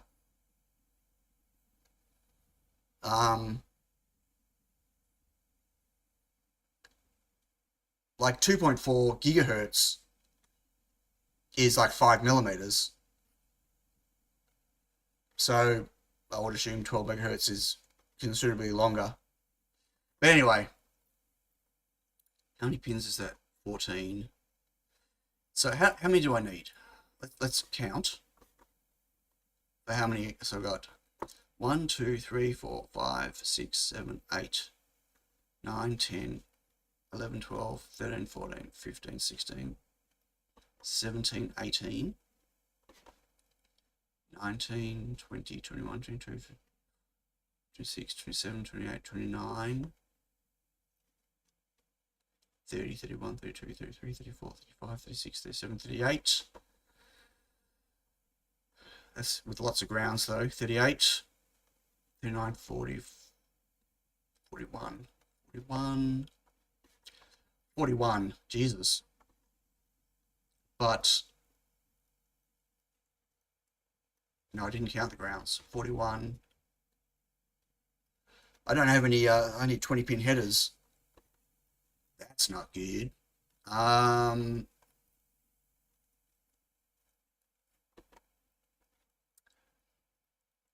don't think I've got 20 pin headers. 20. Hang on. 20.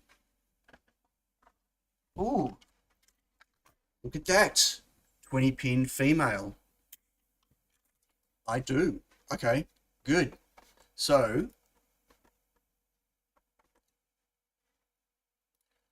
we want a connector con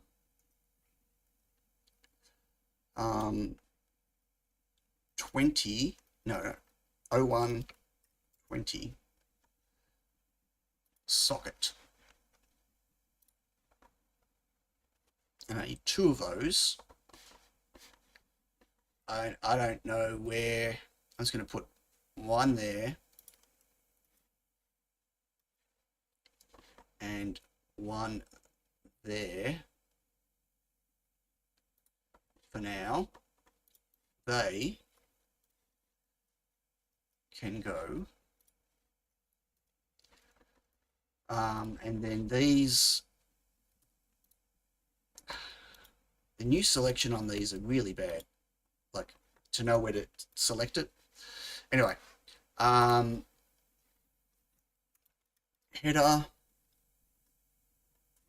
2.4, 2.54, 1 by 20. Vertical.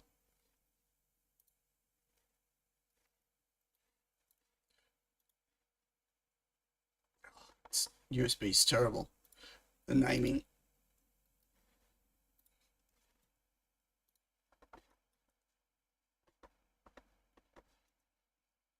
Okay.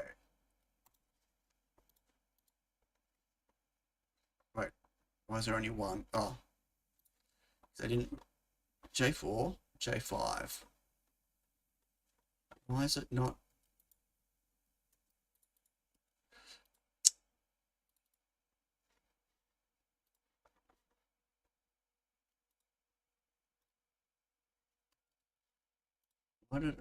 Why is one over? What is going on? Do I already have a J4, J5? I don't think so. Wait, it's J3. What's going on? Should bring in 2. It's brought in J4, but not J5. Warning, no net found. J3, J4.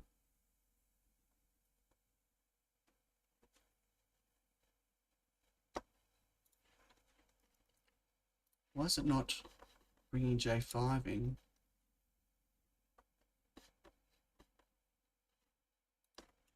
J, oops, that's off the bottom. So we're at J5. There's only 1.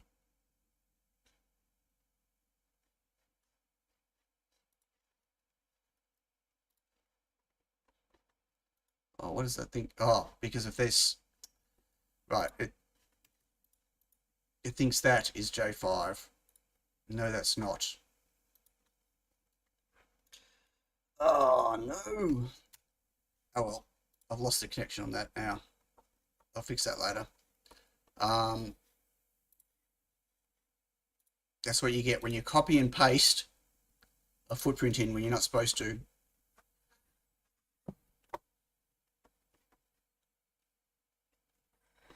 Okay. I don't know which side's which, and they're obviously going to not fit on the board. Yeah. Shift M.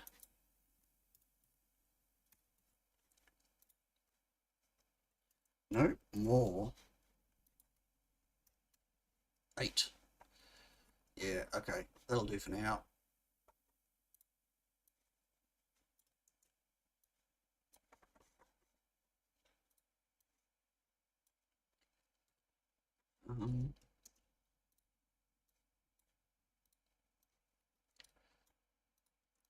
Oops, gotta work out what is what now.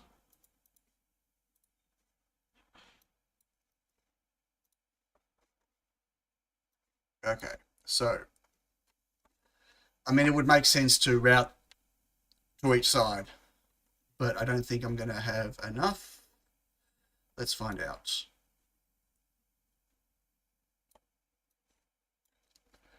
Duplicate that, hit X. Now I'm going to G. Okay.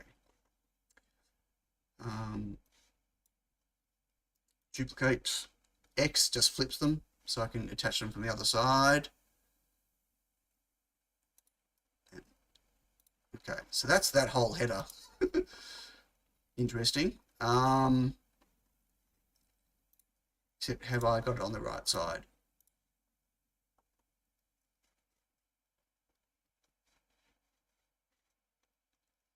Yep, okay. So then this side, start at the bottom, duplicate X, G.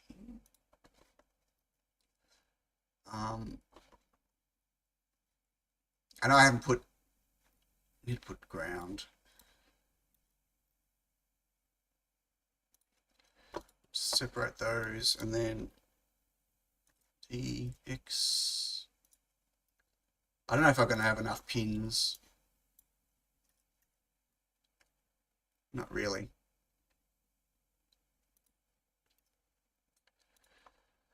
So if I do power on a separate header, maybe.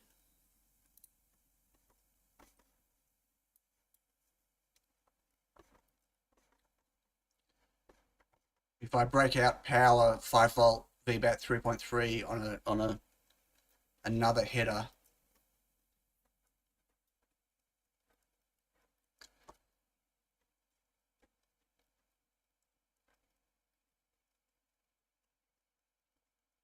you are describing in the schematic how the M.2 connector is routed. What do you mean? No, you can route it however you want. You'll have this in the footprint. Where you put them to is up to you. I'm making this is a reference board, right? It's not a I mean, you can use this design, but you wouldn't be making a board like this with these headers. That would make no sense. Just buy a Pro S3. I'm doing this just as a reference board that people can use, that they can look at the design for. But you'd normally be integrating in this not with broken out headers. You'd be integrating it into a board where it's routed to all the things you want to route it to. So this will explain what all the pins are, right? It's up to you what you use them for and where you route them to. This bit here. That will come with this as the footprint with a drawing that shows I should probably do that. I'll do that after. Now this looks like it's going to be back to front. I'm going to rotate this. Wow. So it's routable. I'm assuming I can route this in 2 layers, but I might actually need to route this. This might need to be 4 layers. Because I've got all this stuff to route here, and then all these ones to route through them. It's going to be interesting.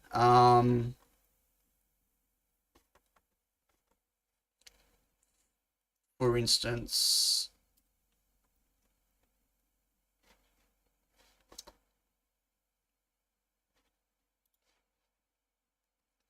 probably makes sense to, if I've got 0,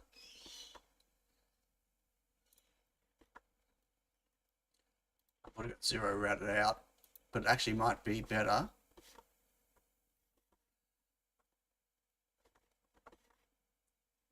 Interesting.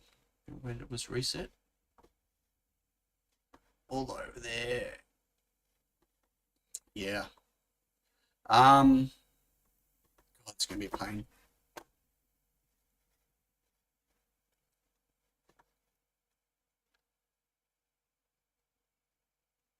I don't think I'm gonna have enough space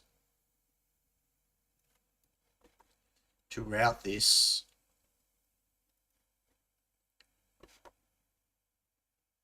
We'll see.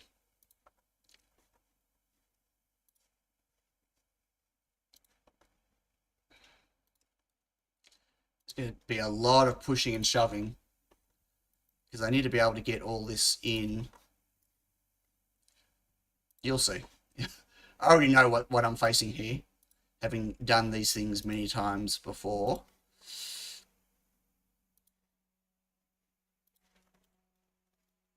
There's going to be a lot of pushing and pulling these things around.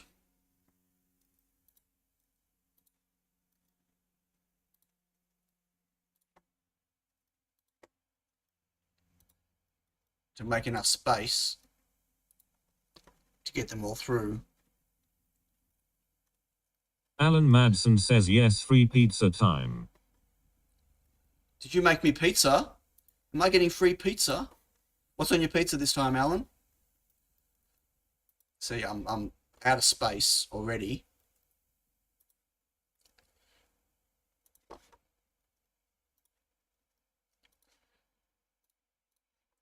Turn off some of these things so it's a bit cleaner.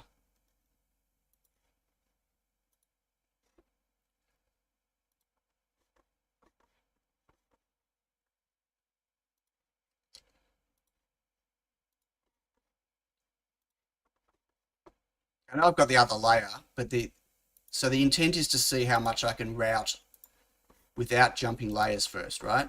So I've got one more. Can I squeeze one more through here? Probably yes. Because I can do this. And then I can get this one.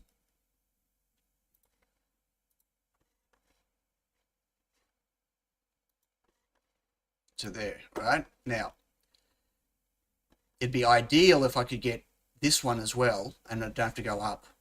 So, that's a, oops. So that's a bug in 8. It should stop here. See that? It stops. But sometimes, you see that? Now it didn't. Sometimes when I grab it, it'll jump around like it just did. I'm not sure if you saw it. It rerouted all the way over the place. This is a bug in 8 and it's in 9 as well, which is a bit frustrating. Just sharing. See that? You see it jump? And it'll keep doing it until I let Alan go. Madsen says I have a pizzeria next door and sometimes when a pizza doesn't get picked up it ends up here: kebab, salad, onion, garlic and chili. Wow. Literally free pizza. That is awesome.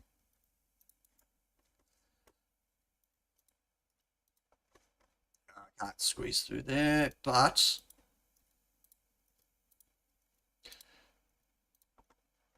Maybe I can squeeze through there. Maybe. I know I could always go on the other layer, but I'm trying not to. Yeah, I can't get through there. Alan Madsen Yes, I says could go I've been through with his here. computer sometimes and then yes, free pizza. Wait, wasn't that 0? Oh, 0. Oh my god, that one.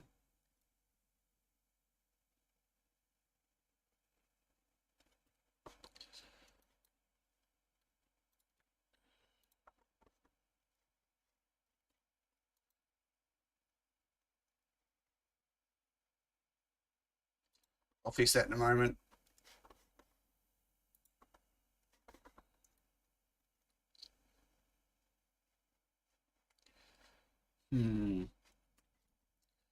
Yeah, oh my god, they've broken the routing.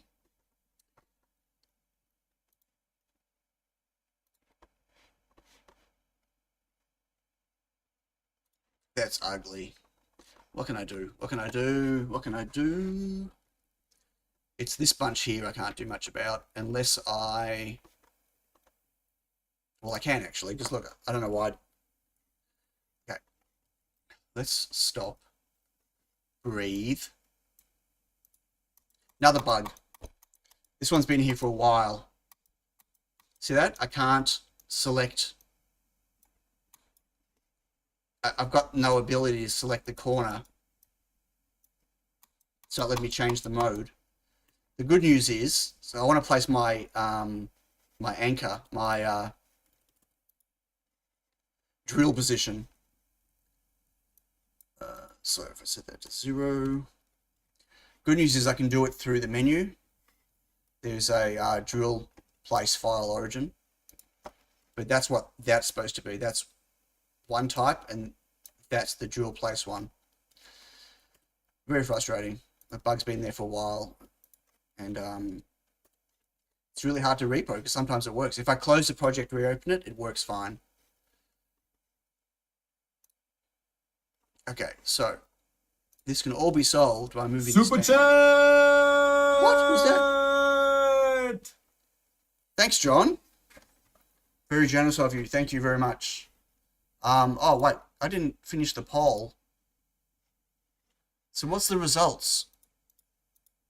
The results is 50 votes, 58 to 42 on SD card. That's close enough to 50-50 that I need to do both, right? So my gut instinct was correct to provide both. Ending the poll. Thanks everyone who voted on the poll. Much appreciated. And John, again, thank you very much for the super chat. Free pizza, yum. Right, so if I move this down, which I should have done earlier, because I want to put labels in. And I don't know how I'm going to do that. But anyway, I'm going to hit D. If I hit D to move it, it'll let me... It'll keep all the traces intact, right? Kind of. I don't know what I'm going to do with labels, though. That's annoying.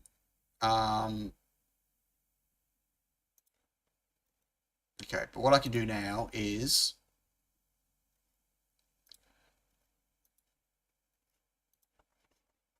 I've got stacks of room now.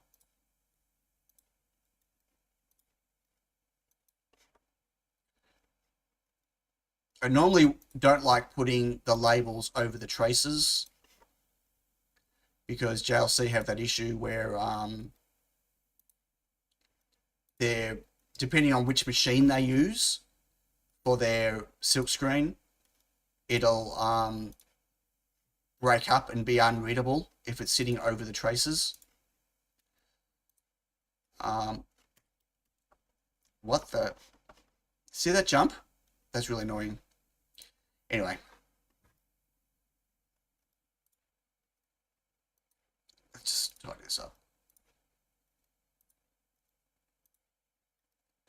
So they've got, and I'm not talking about their high, so they've got a high quality silkscreen option, which is much more expensive, but it does really, really nice silkscreen, right? And then they've got their standard silkscreen. But with their standard silk screen, they do two different types. You don't get to choose. They've got a digital machine and they've got an older school, like a, silk screen machine, like, when you're doing like paint, right? And you don't get to choose which one you get whichever one they use. And if they use the digital machine, it doesn't print properly on traces because there's a slight bump. And so it's really hard to read the silk screen. If they use the other machine, it looks much better. So I generally don't like doing it on here. Yeah. Whoops. Okay. So long way to go still. Alan Madsen says I've taught him that the ones with pineapple should just be delivered in the trash bin, lol. What? You told him the ones with pineapple should be just in the bin? No. Snob? Pizza snob? Pineapple rocks on pizza. I know, let's have a fight. Fight.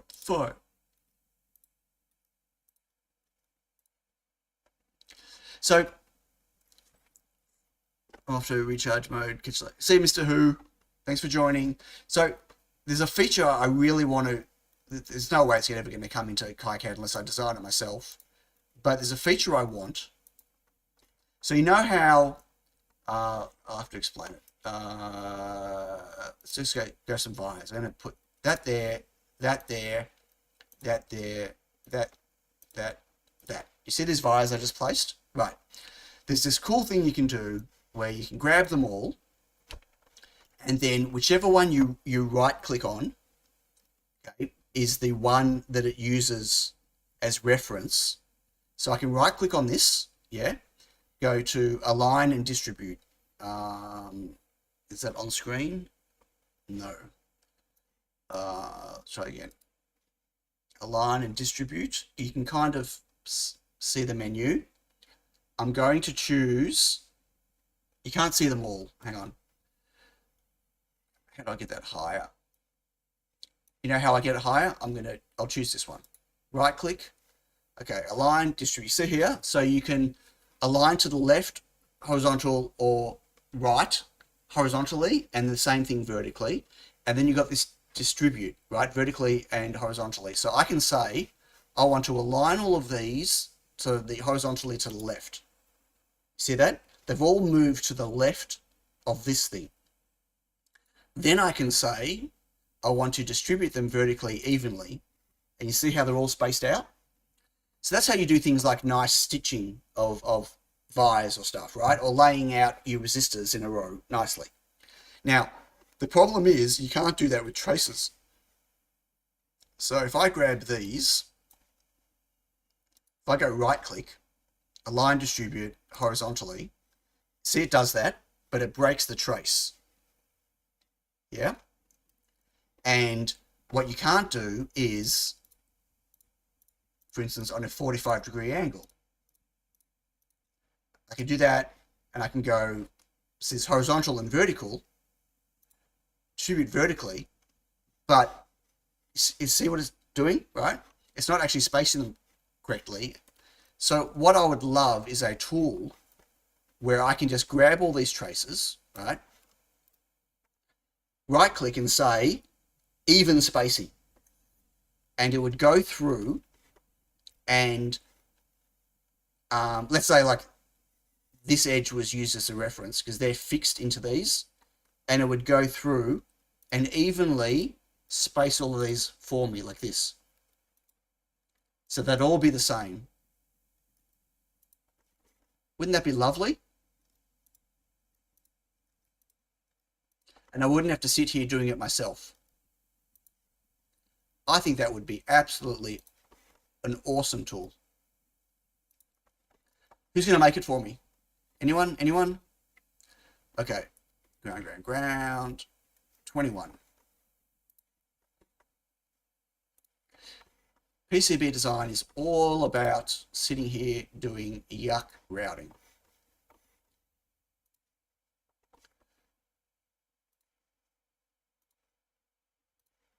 Oh, don't know these. Okay, so far the fact that I've done all of this on one layer is huge bonus. Okay. And yes, I will get these out of the way in a moment. I should probably just, but I need to start with this. And what I mean by out of the way is I don't really want them coming through here like this. What I want is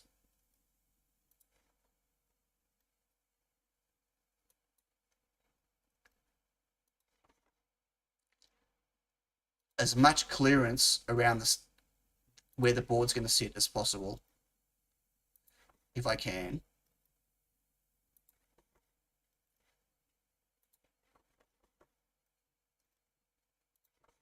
I mean, this is, it's aesthetics, but I need to do this now because I was out of space already.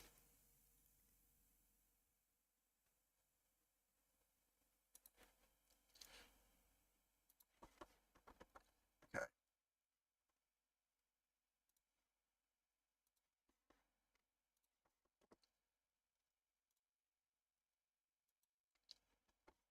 Getting a bit too close to the edge, so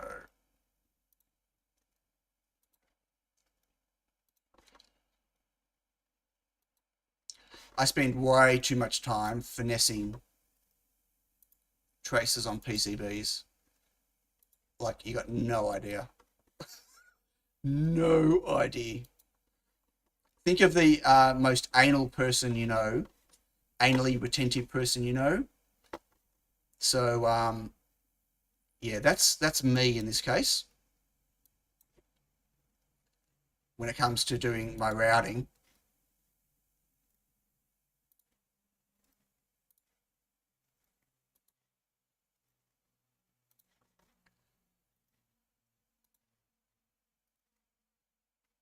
But see, getting them in the right spot means I can then do this, right? So what I've done, I've cleared this whole area here. I don't have traces going through. And it John means... Clayton says that's probably your board's work. Huh? My board's work? I'm not sure.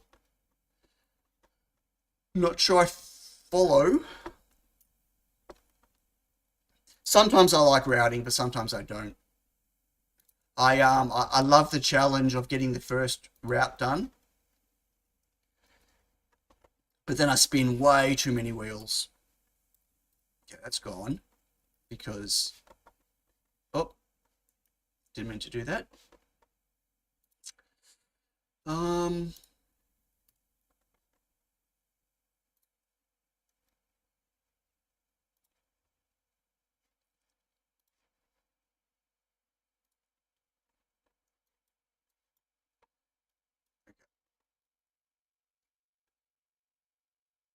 Oh, no, well, that would work anyway. Honestly, you got to be really... You have to do really stupid things to have a design not work. I'm not talking about RF and stuff, but just in general. Like, you need to make fairly silly choices to compromise a board when it comes to, you know, these type of traces and whatever. Like, so these traces, how close they are, these are 0.154 millimeters width, and their spacing is probably not that.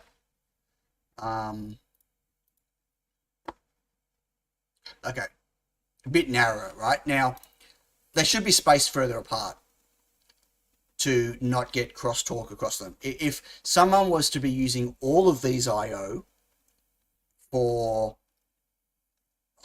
you know, let's say 2 different SPI buses and a whole bunch of other fast I/O, you're going to get crosstalk across these, right? And it's not going to be great. You could potentially get noise on there, but auto router, there's no auto router. Yeah, half the customer is going to make it blink, or they're going to use 4 of the I/O. I mean, think about how many I/O I'm broken out on this thing. That's a lot of I/O, right?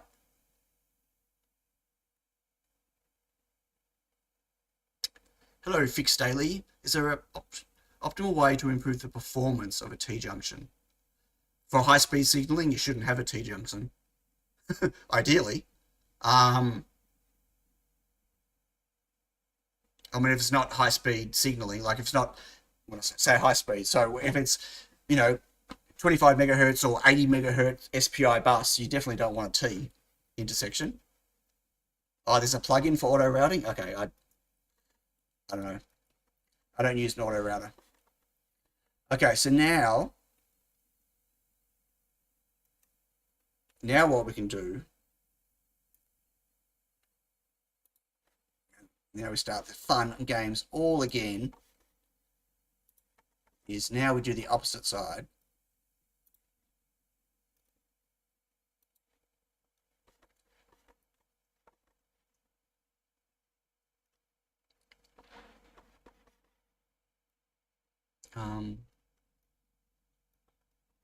Okay, you know what I should do? I'm going to change this. I'm going to change the header. They don't have to specifically match, but I'm going to move. I've got a spare one there anyway. I'm going to move those.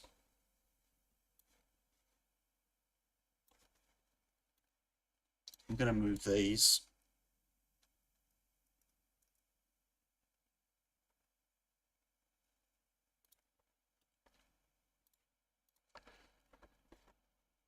If I move those up,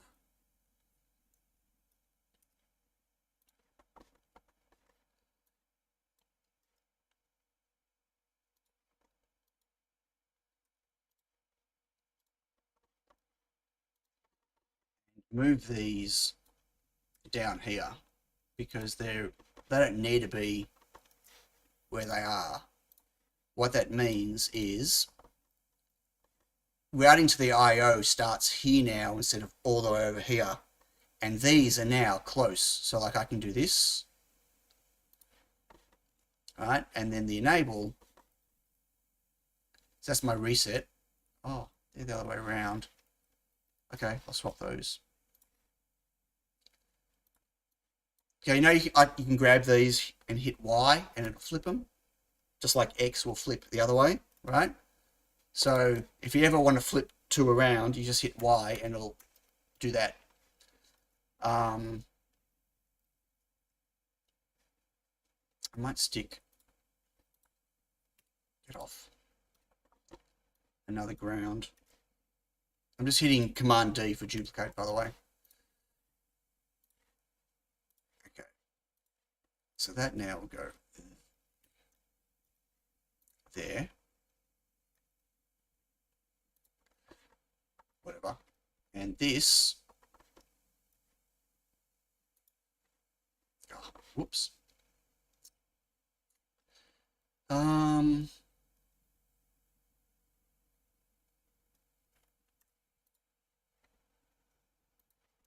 Again, I'll clean it up after.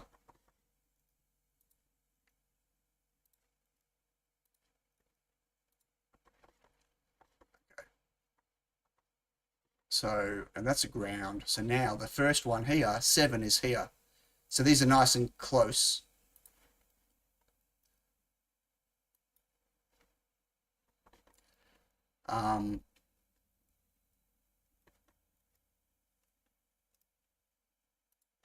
But there's going to be a bit of overlapping until I can come around this way. So these, what I should do is make my life easier and rotate that.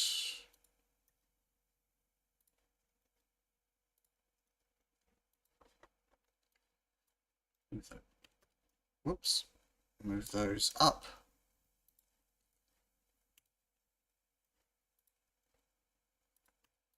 Okay. I'm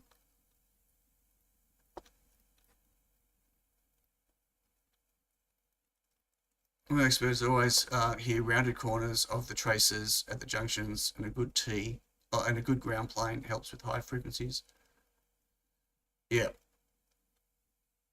Hello, half Greek geek. What am I up to? I am designing a carrier board with a B key M.2 connector on it for my new EdgeS3 microcontroller board that uses an M.2 B key as its connector. No relation to a PC or compatibility for a PC. So just letting you know.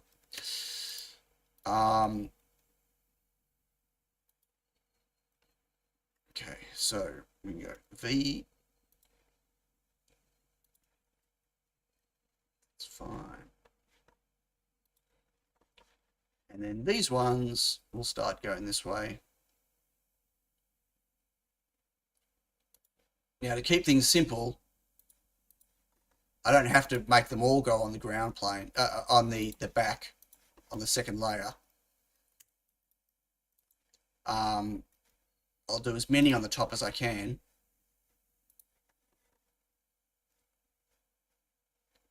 But at some point, yeah, it's going to get too squishy and I'll have to come through here.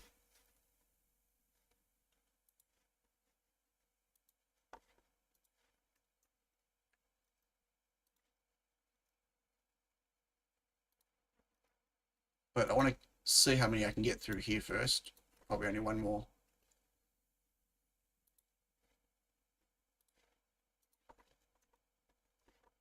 There's no point bunching all those up. Can't get any more through here anyway, so might as well. Oh, so close. Okay.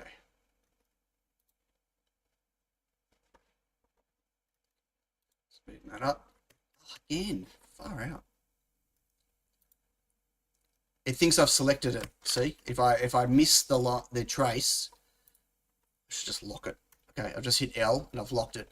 Now I can't click on it. Should have done that before. Okay, so now they're grounds. That's a ground anyway, and then we've got these. So I'm just looking. Yeah, no. Okay, so these gonna have to start doing.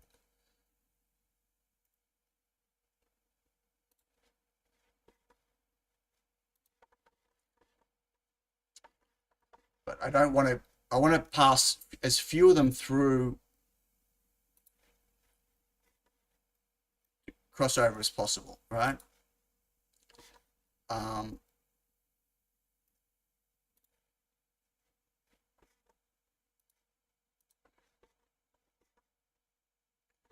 Nothing. I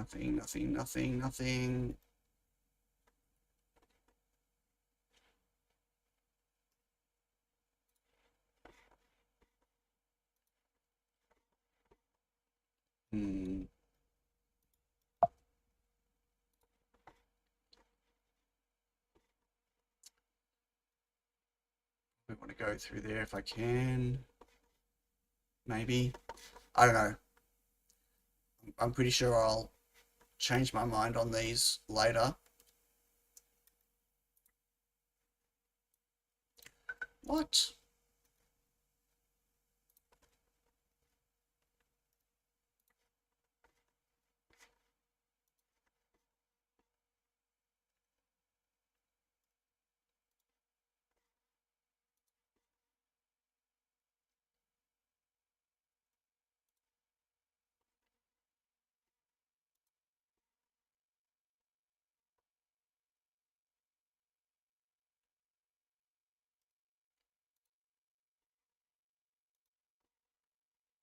Just want it routed. Just get it routed, sound.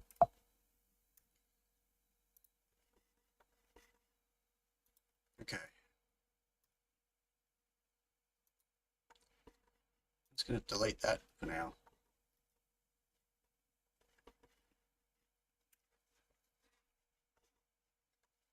So what have I missed? Let's do a DRC check. Run DRC. Run DMC. Sorry. So I like bridges apertures with different nets. Really? What? Wait. Oh, right. That is annoying. Okay. And I locked it. Let me unlock it. No, wrong one. Locked. Edit. I'm going to edit the library footprint. Antonio Petito says it's like that, and that's the way it is. That's true. So I'm going to grab just the top layer. I'm going to grab all of these. And I'm going to set the solder mask expansion, which is to 0.02. I want it to be a tiny little bit, but I want solder mask between the pins. I might actually make it 0.01. Okay, when I save that, now all these errors will disappear, because what these errors are saying is that the solder mask was overlapping. See here? Now it won't. It'll refill. And now those errors are gone.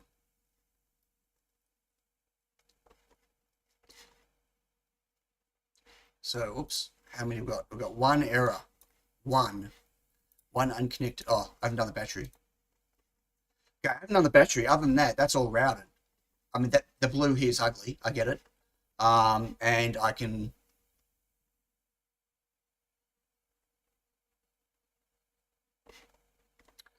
fix most of that by bringing these traces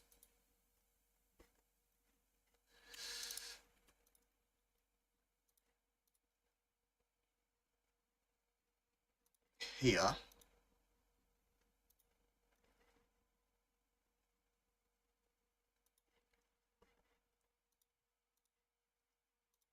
And then I can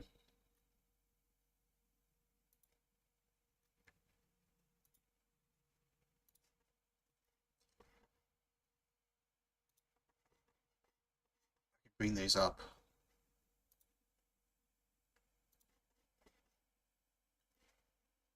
Some of them anyway, right? I mean, I'll have to clean up a bit. Let's give that one for now.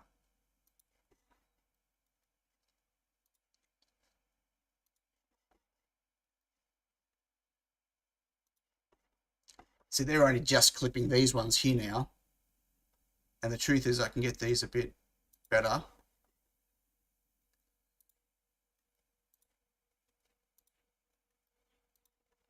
But I'm not going to be able to get them all through, I don't think.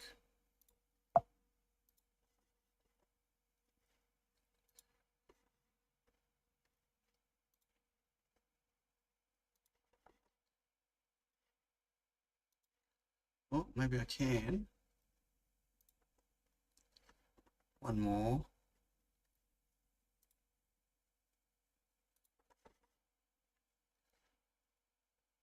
Oh, look at that. Look at that.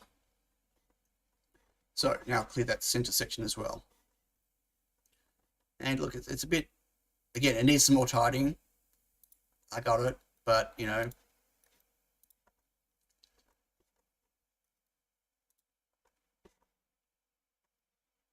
these need tidying. It's ground. Okay.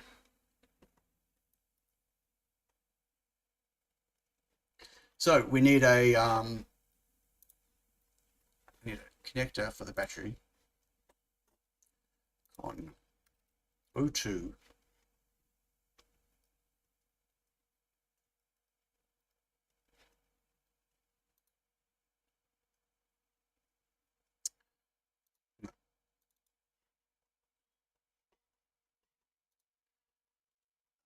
Actually, I better check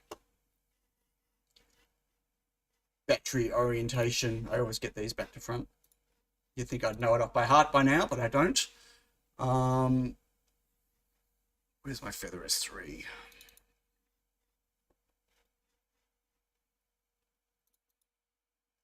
No, that was not what I wanted. This is what I wanted.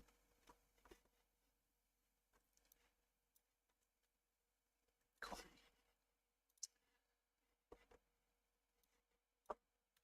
Paste. That looks ugly, but let's not worry about that.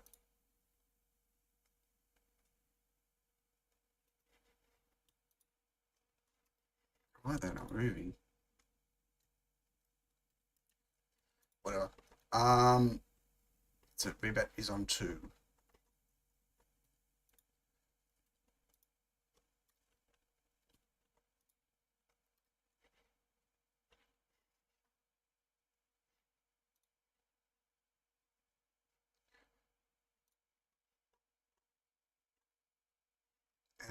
And we're going to put a small connector. Oops.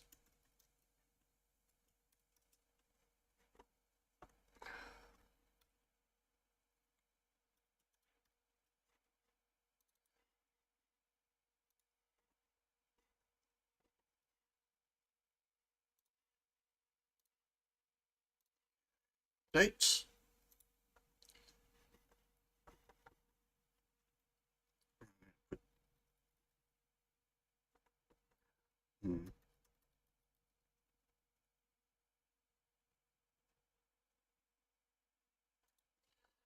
Something like that. I don't know. Okay,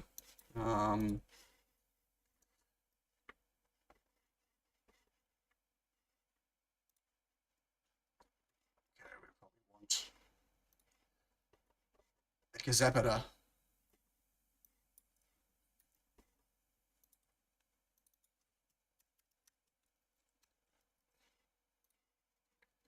Capacitor.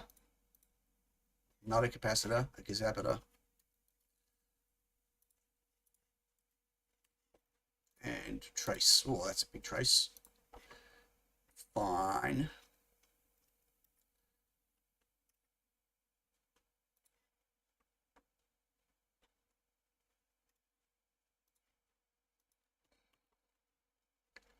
Yeah, I know. Bit ugly.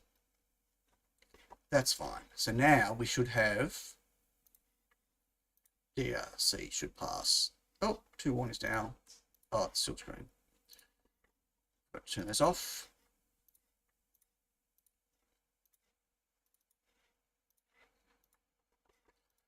Okay.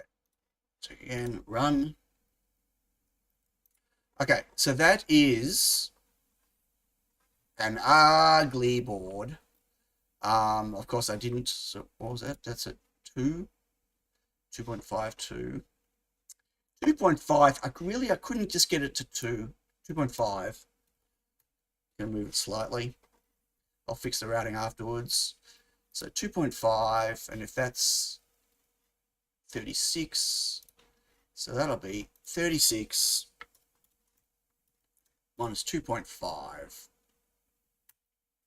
And now I need to go and move all of these freaking traces, because I didn't position this nicely to start with. It's okay. It's okay. D key is your friend.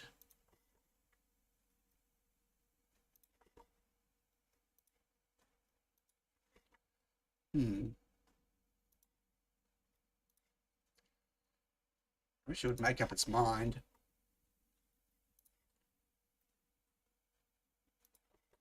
Anyway, so this is routed. It's usable. It's got no labels or anything, you know, and I need to, I've not broken out the power because I haven't, so these ones here, I didn't have enough header space. These are just all IO. I guess from a prototyping point of view, we want to be able to have power somewhere. So the question is, where do I stick more headers? Do I put just a like a 4-pin header here for, you know, ground, 3 volts, battery, 5 volts? What have I got? Female. I've got female 6. Female 6. So if we do, if I add a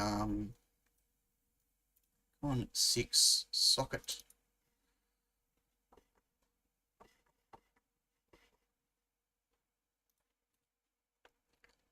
So if I do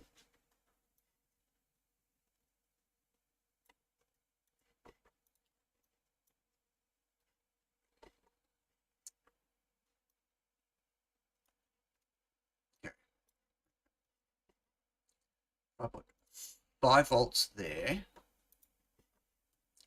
I'm going to move that.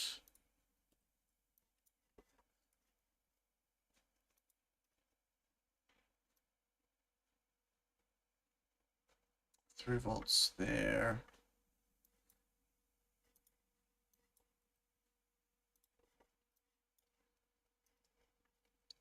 VBAT there.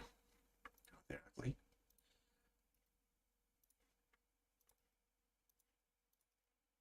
And then I put grounds on the other sides of them.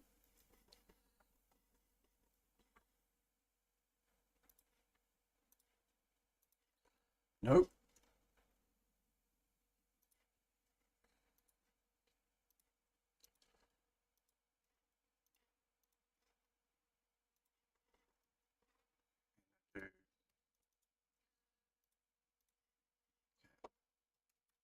Header pin. Oh, there's no W in header pin. Header.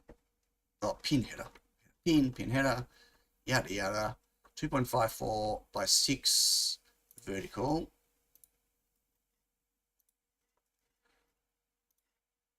Load that in. Don't know what those errors are. Oh, that's huge. Do I need 3 grounds? That is huge. That doesn't fit. Alright. Can I get away with, do I have a 4-pin? Male 4. I don't have any female 4s. Female 6 is the smallest I've got. And I don't have 2x3 either. So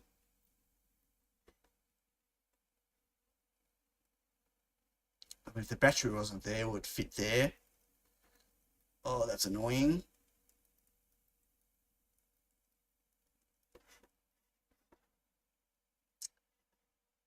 Thoughts? Anyone? Anyone? Bueller?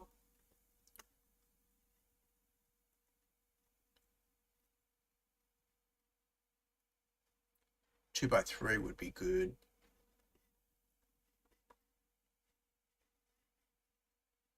No idea. You can make the board bigger. It's like, it's not a big deal. It's just size for the sake of size.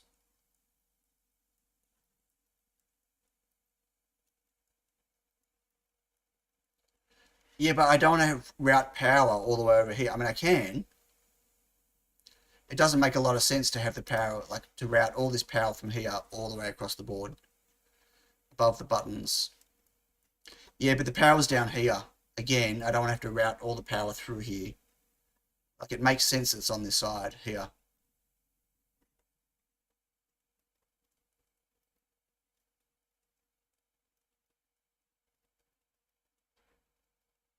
Make it 4, chop 2 pins. Yeah, you can't chop female headers without breaking them.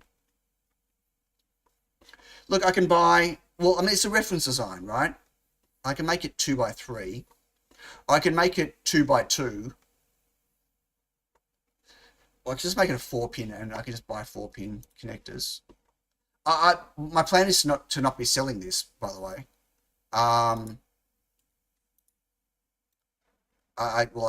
Or maybe I wasn't. It's a reference design.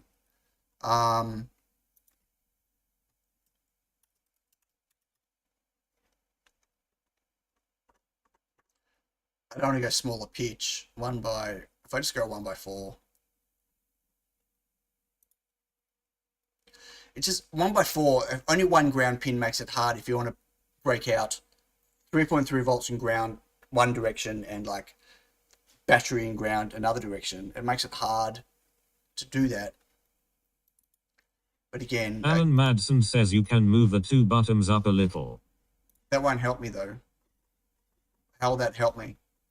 I don't want to put the power on this side. I don't want to route power from here I mean, I can, but all the way up through here to that side is, and the idea was that I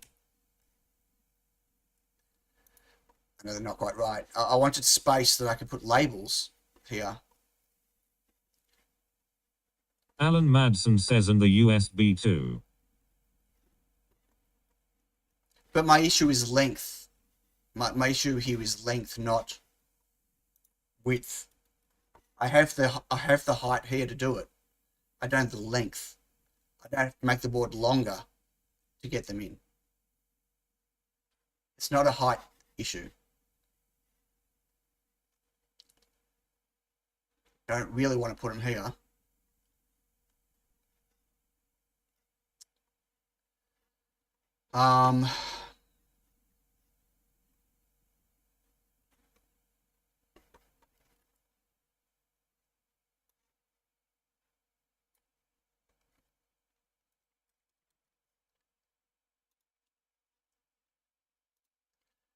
Yeah, like it's something that I will stew over for a while until I kind of work it out what I want to do. Oh, really? KiCad, you're drunk.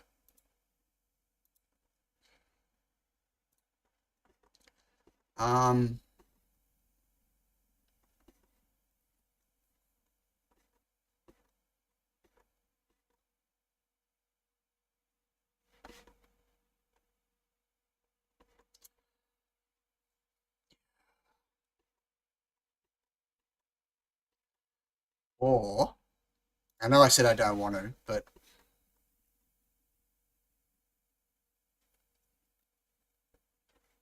I really don't want to.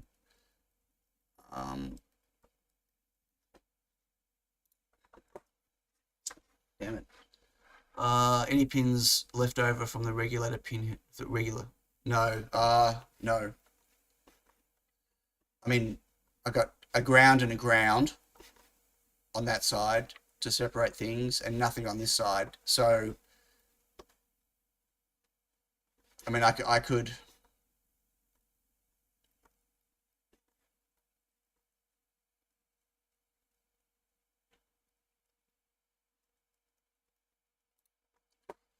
Okay, so if I go back to the 4, change symbol.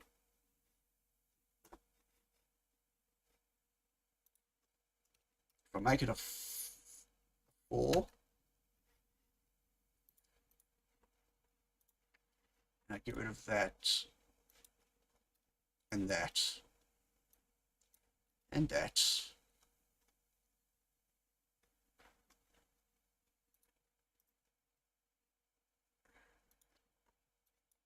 Oops.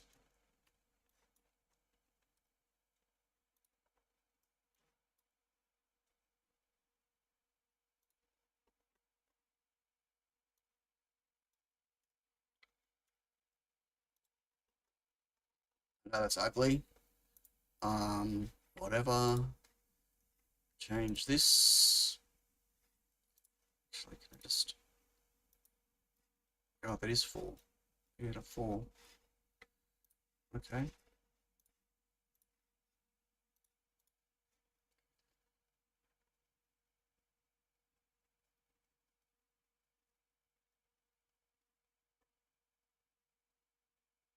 I know this is terrible, but just bear with me.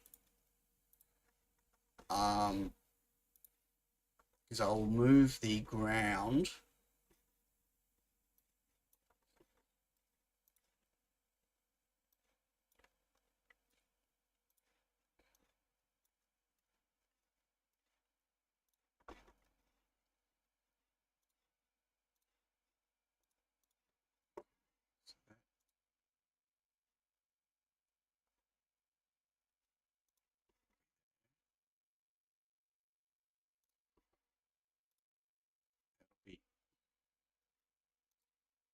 There. So now I got to align them properly, and I need to get rid of these ugly silkscreen. But what this will do is give me ground 5 volts, VBAT, 3.3 ground. So 2 grounds, 3 power pins. Yes, I have to route to them though, which sucks. And the order's probably bad.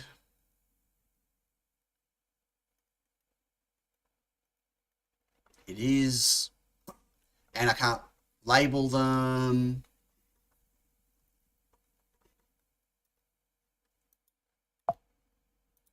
And I'm being totally anal over this unnecessarily.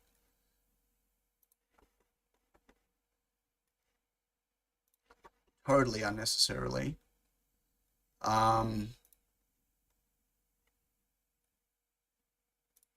Yes, I did that on purpose.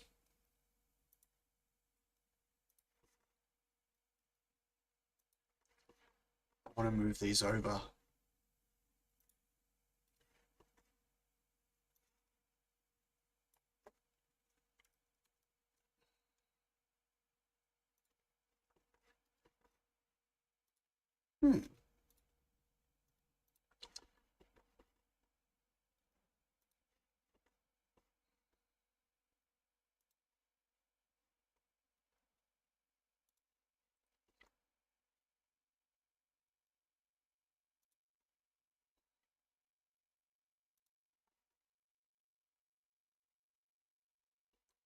Make some space. So I'm not going to have enough room for labels here anyway, though.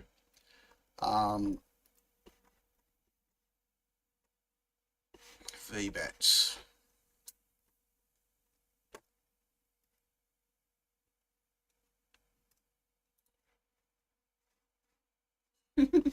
Yeah, I'll deal with that in a minute.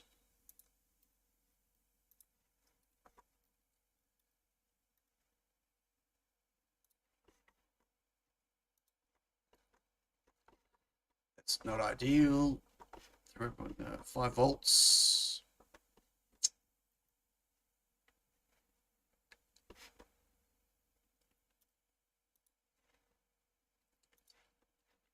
Hmm.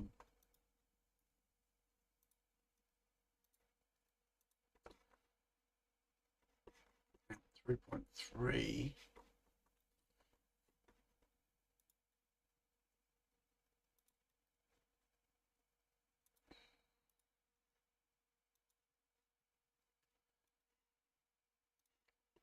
Oh, KiCad.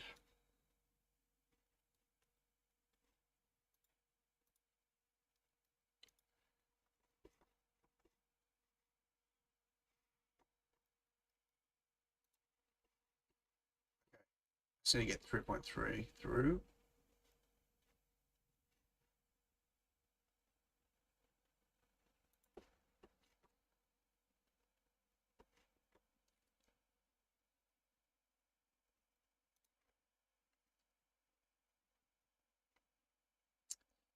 Yeah. Yeah. What is that? 5.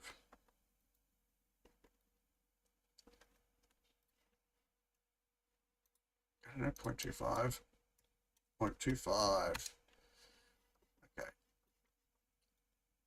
So that's a little ugly.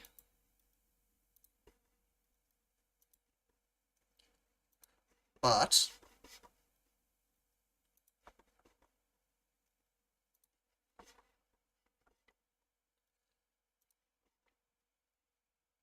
that's all of that routed.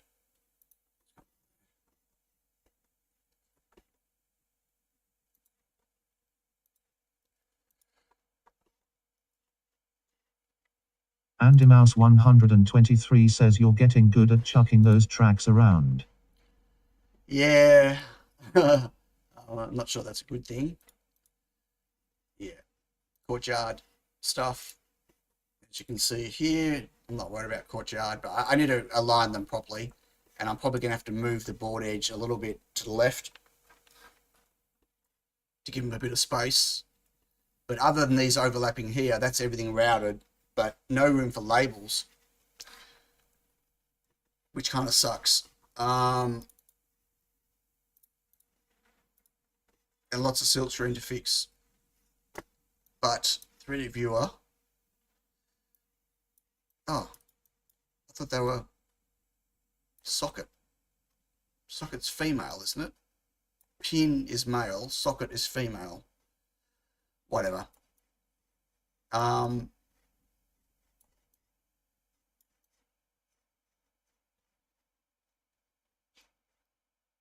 so the problem I've got is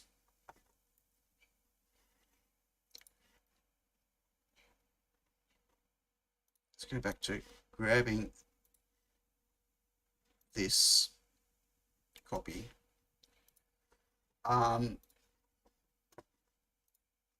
If I edit the footprint,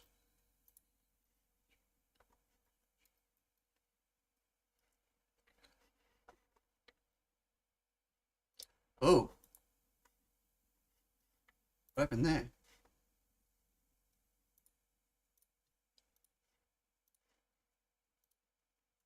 Copy,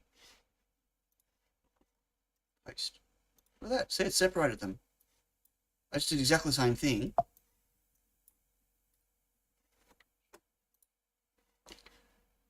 That was very weird. Why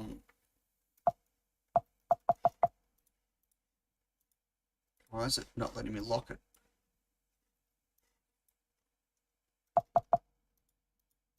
So let me select these, but not those.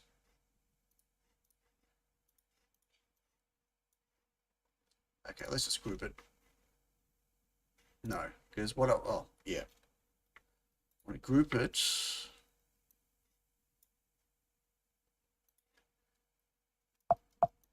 I don't want it locked.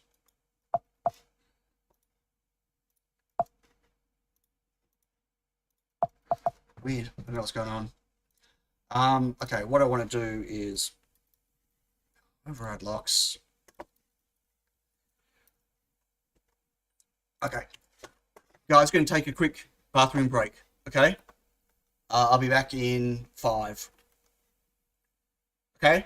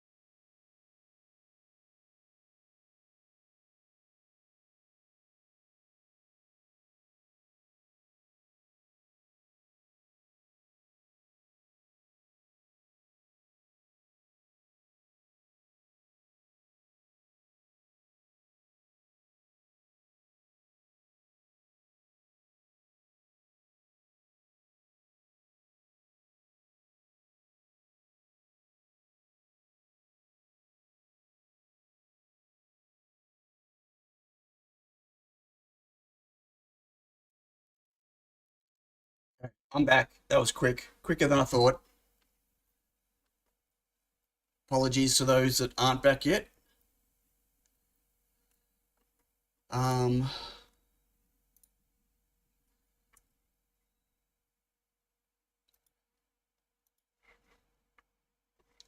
I don't know how far this goes in, right? That's the problem. It's I'm guessing in terms of the distance that it goes in.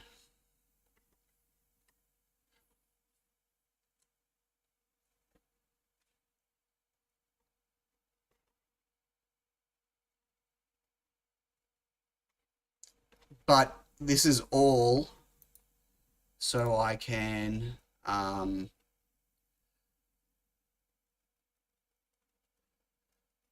That's a wet.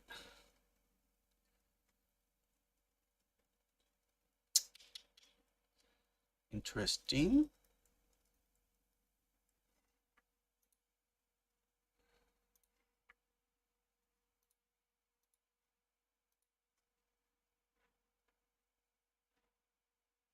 So I want to have reference on the footprint. I'll show you how. Let's ungroup.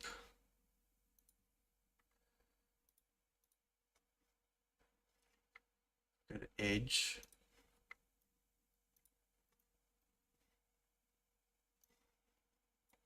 Grab all of that. I actually want to make them, just for the moment, I'm going to make them silkscreen.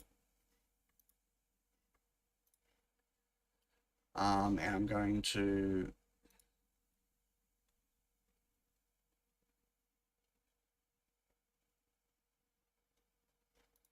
just going to leave that like that just for the moment. And then I'm going to, I don't want those ones. I want those ones. And those ones gone.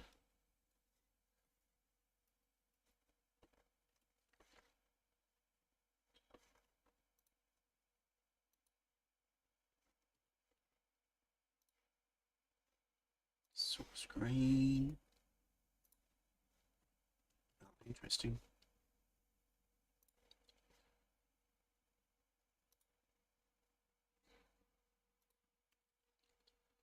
I think it's 0.05. 0.05. Okay, so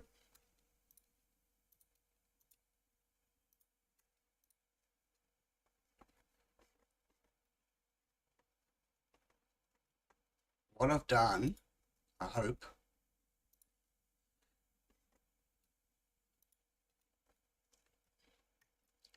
approximately, is I've got a board. Let's go 3D viewer. Right.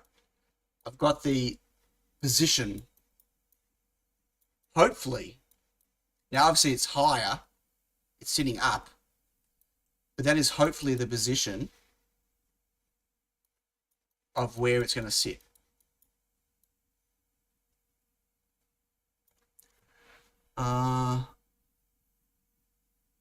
We won't let you post the link. Can you pull up the mechanical diagram of the connector?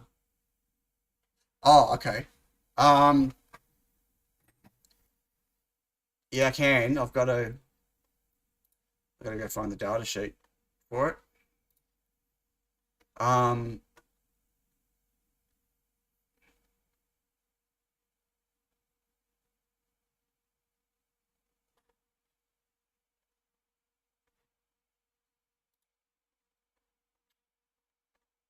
going on last streams? Oh, okay, he just posted on Discord. I think, yep.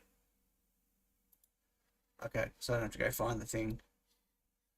So that's the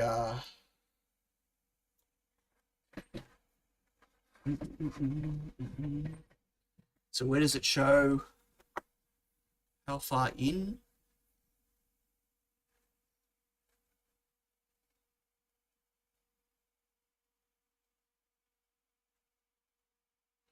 Section next to note 4.5. Note 4.5. Oh.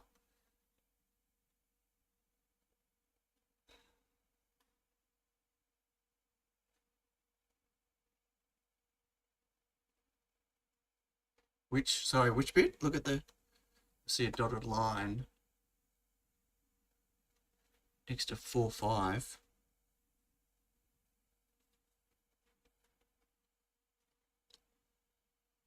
Next to, there's a note 4 and 5. I mean, on the left, there's no, well, are we looking at the same thing? Dotted line. Yeah, here, but where's it? Oh, right, this section here. Right, sorry. Okay, I got you. I got you. So from the edge of the connector, 9. Right, it's not giving me.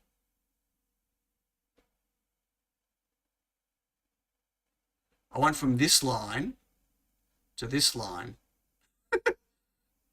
It's got me this bit. Okay, I guess I can do it from the pin. But it doesn't give me this bit. Anyway, okay, so from the pin, 1.75, yeah, to the nub. To the nub.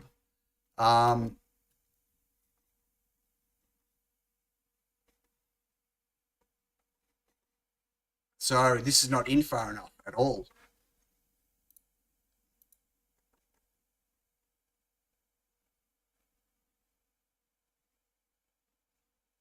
Assuming that this is right.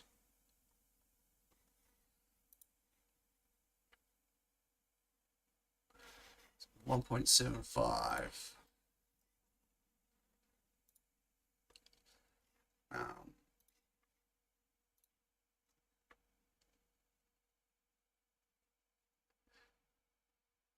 1.7. That means this needs to have to go.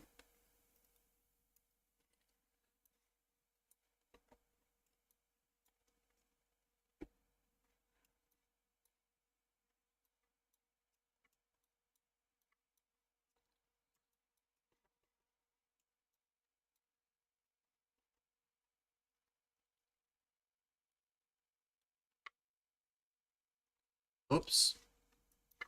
Grab the thing.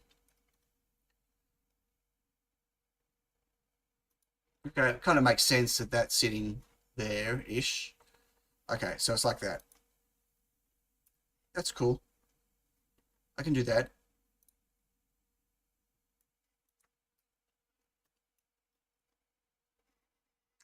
Now, I mean, having it in silk screen doesn't really make any sense. It just needs to be on the fab layer. But okay. Thank you for finding that, Toby. Much appreciated. Okay, I'm going to just move these over to the better layer.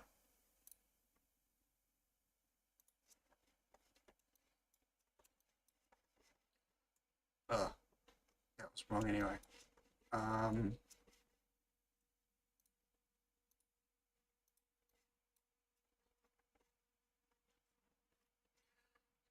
Go to Fab.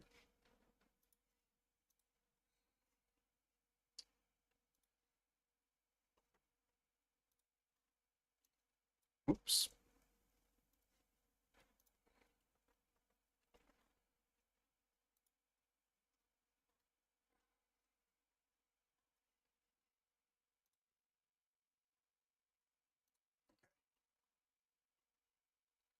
So it's in the fab layout.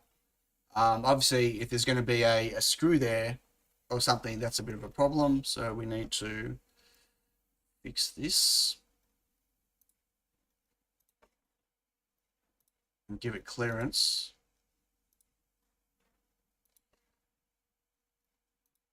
A lot of clearance.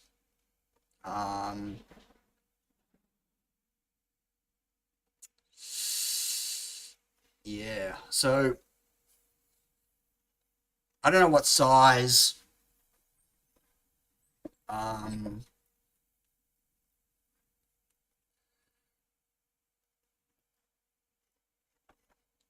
don't know what size screws these normally are and which ones you can get.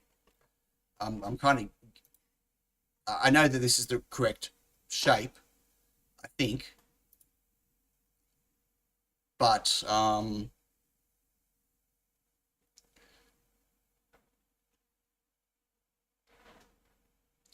4mm from the middle of the pins in front.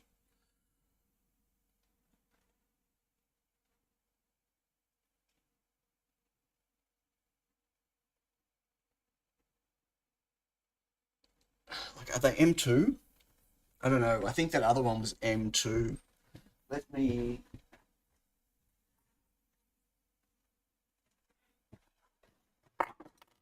I'm sure there's a standard size for these things. I just don't know what it is because I've never used one before, right? Oh, calipers. Caliper.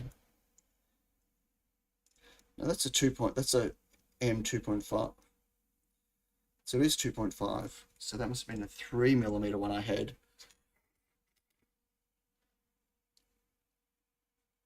So that arc is not right for an M2.5. I think I did it as an M2.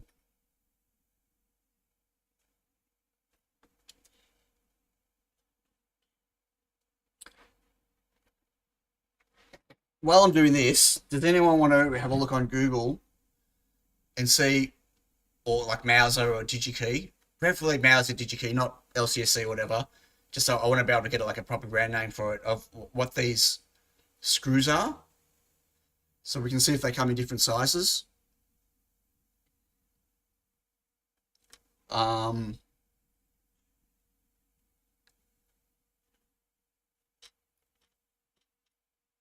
Yeah, I've got that too, but I want to actually know what the product is, know what the dimensions of this is. I want the actual, like, I want to know what they're called and what sizes they come in. I'm going to outsource that to you guys.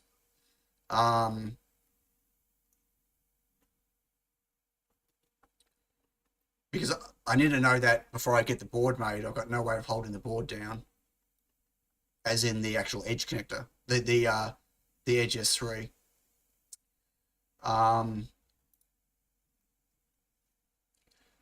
Because if it's going to be a 2.5 hole,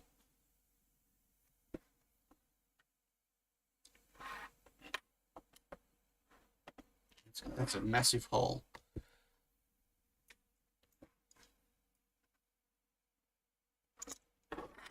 Keep pulling this apart. I'm going to end up breaking this hat.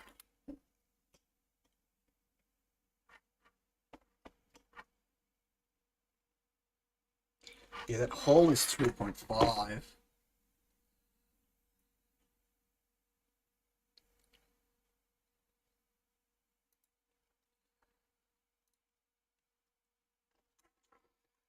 The hole for the SMD nut is 3.5, and the SMD nut's actually sitting in it. And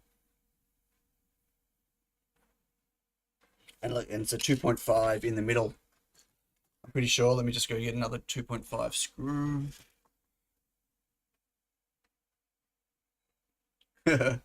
It's instead of Chat GPT, it's Chat YouTube.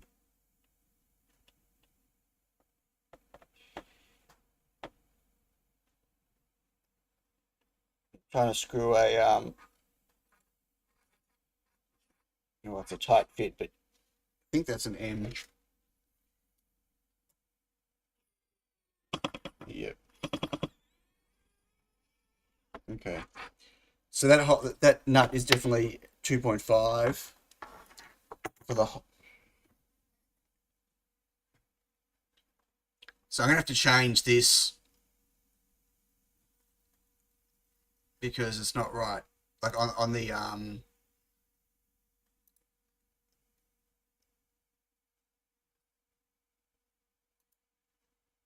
that's the, well, it's going to be wider than that.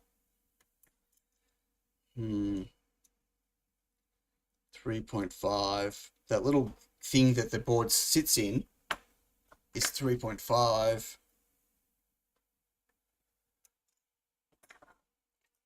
So, oh, wow.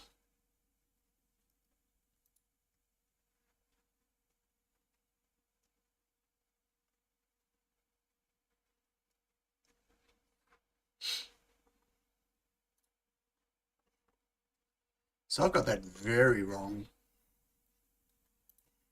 So on here,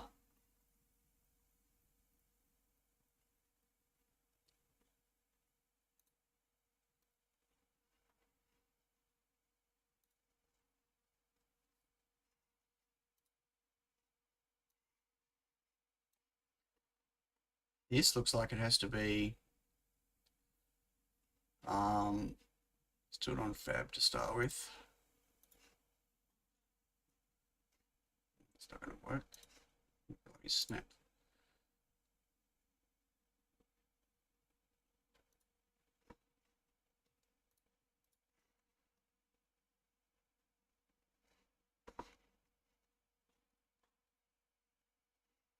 Alan Madsen says, can this link help you? Yeah, that's, I just clicked on it. So it's showing here, yeah, 3.5 and 5.5.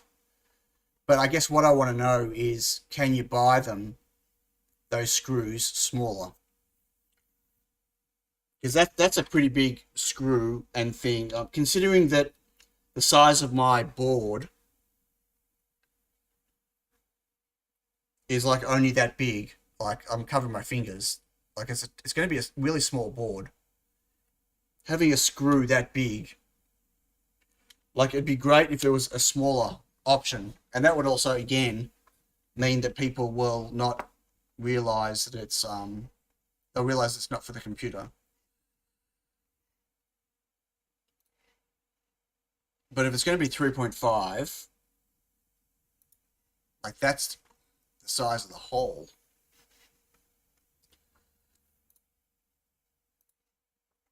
Which means that's a problem, because, and the clearance, I think they said was 5.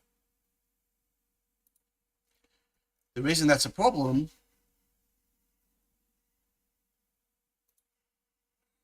because I've got components there. Yeah, and lots of routing. And no room to move the routing.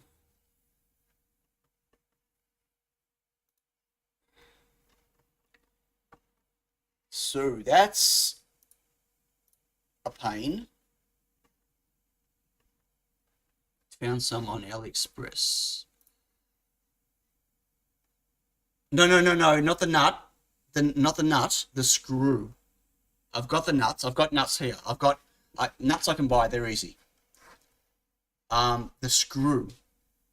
It's not a normal screw. It's got a... let me come over to here. Hard to see. Nope. No, back to front. Upside down. Okay. It's a special screw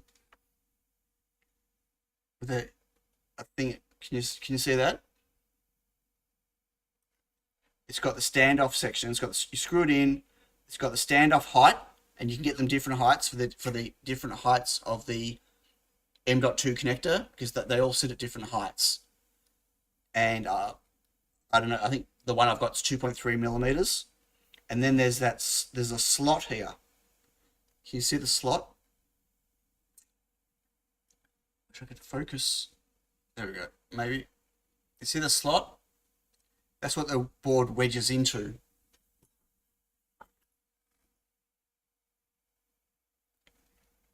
See that? It wedges into that. So it can't move. It's not pushing it down from there. It's wedging it. So I need to know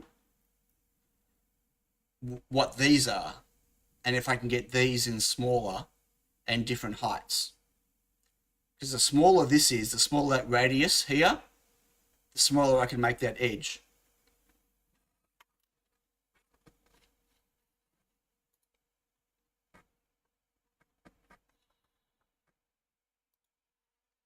So I'm going to not worry about that right now. Cancel.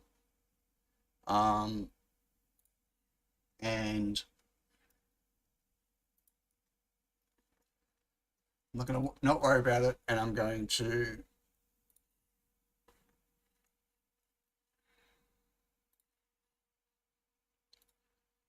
why are you looking on AliExpress? It's not, it's kind of like not quite that, but sure. Different heights. Okay. But what's it called? Curled high step head wing hand tight thumb screw. Yeah, I'd like to not go AliExpress. I'd like to be able to get. Sorry, for those that can't see, these are curved, so not quite the same. But I mean, I would assume that they wedge inside that. Maybe. But they don't have any drawings. They do. Okay, so oh, M1. Okay, M2.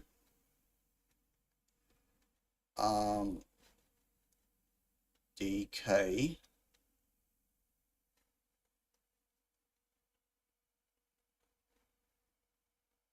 No, DS. I want a few more. DS. 4.5 instead of 5.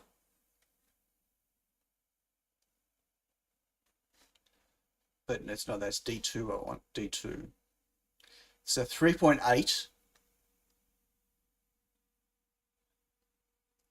3.8 here.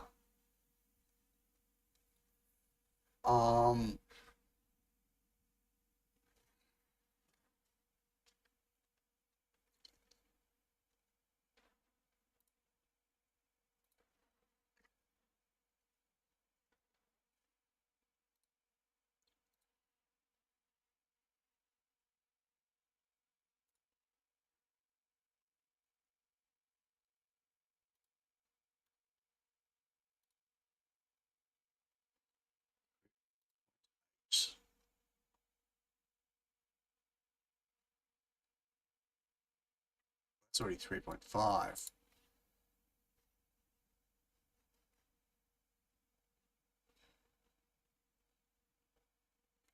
It's 3.6.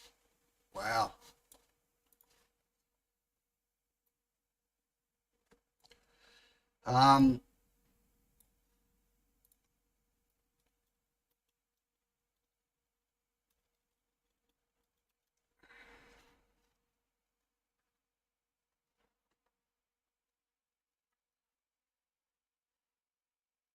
So at 3.6, that line there, almost, well, not really, because I need then that to sit here. So yeah, that's not gonna, and that's for an M1.6.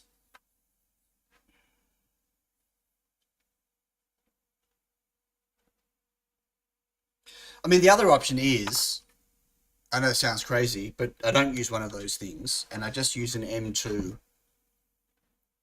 nut, right? An M2 screw that goes into an M2 thingo. Where are my M2 screws? Oh, where did I put them? Anyone? Bueller? Really? M2, where are you? I've got a whole plastic container of them, and I don't know where they are. I know I moved them last week. I don't remember where I moved them to. Pain. Well, that's annoying.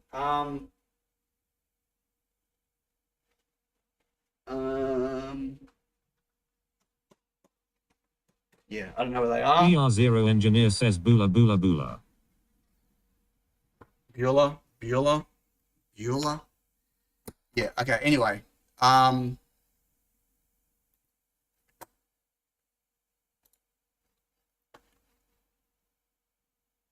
Right, I could do, that's right. I mean, that'd be, they're actually really hard to get. M2 black.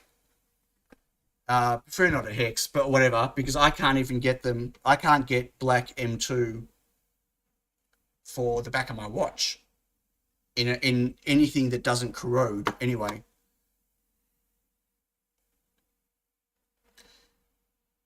Hey, Art Daniel, no, for an M2 plug-in board, you don't use a, even if you use an M2 thing, you use special hardware for it to hold it, not just a normal screw. But honestly, that's 2.1, and then the head. I don't know how wide the head would be, but that's why I need a... Let me take this one out of the watch. If I can find my screwdriver. I'll take this out so I can just measure the head of it. Like, I really don't mind if it's a...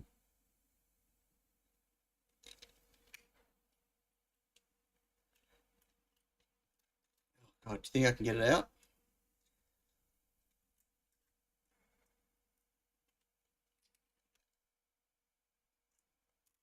Without the watch exploding. I don't want the watch to explode.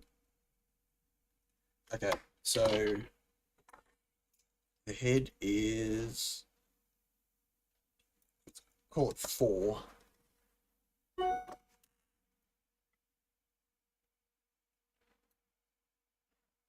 Wait.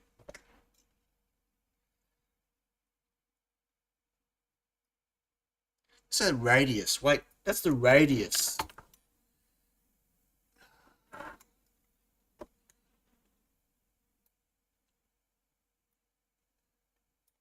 Now put the part on top as a space carrier board.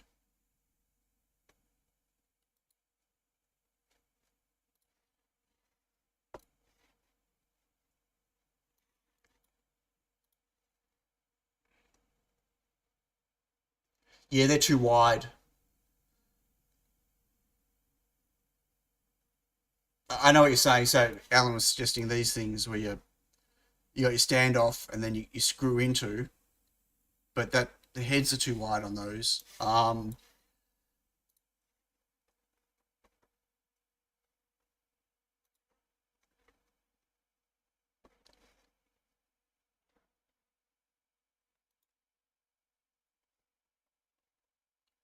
I got my maths wrong?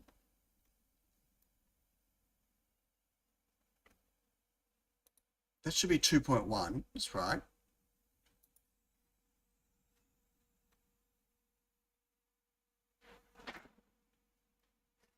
What?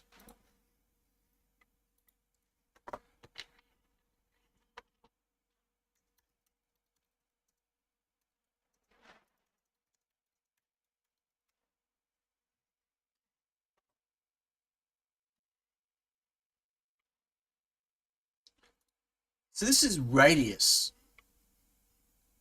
So this radius would be 1 if the diameter is 2 millimeters, right? So 1.1. I'm confused. Yeah, I know. I get them from Ali, but so sometimes I get them and they're when they say they're anodized, but you get them and they're not anodized. They're just that black powder coated things that eventually go, you know, orangey and corrode. Right. So this is radius 1.1 would be diameter of 2.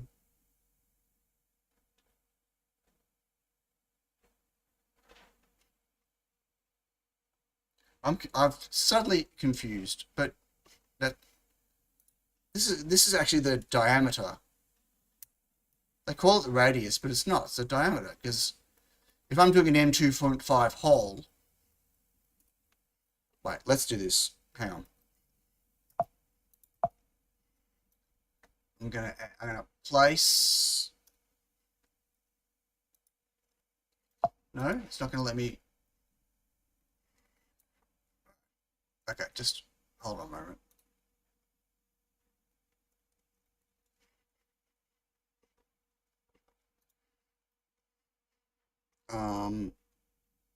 Mounting hole. Let's want a mounting hole. 2.1 millimeter mounting hole.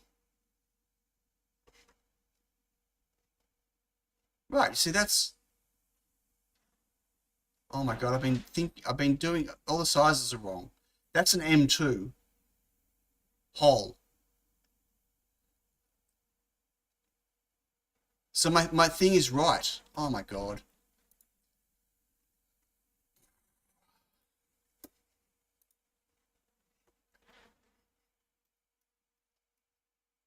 I'm a freaking idiot because I've got all my. Okay. So that'd be 1.27. 1.27 radius is 2.54 whole. And that's supposed to be, coming back to here, if I do the M2 one, M2.5, then that's for that. And that was D2, 4.4. So radius of 2.2.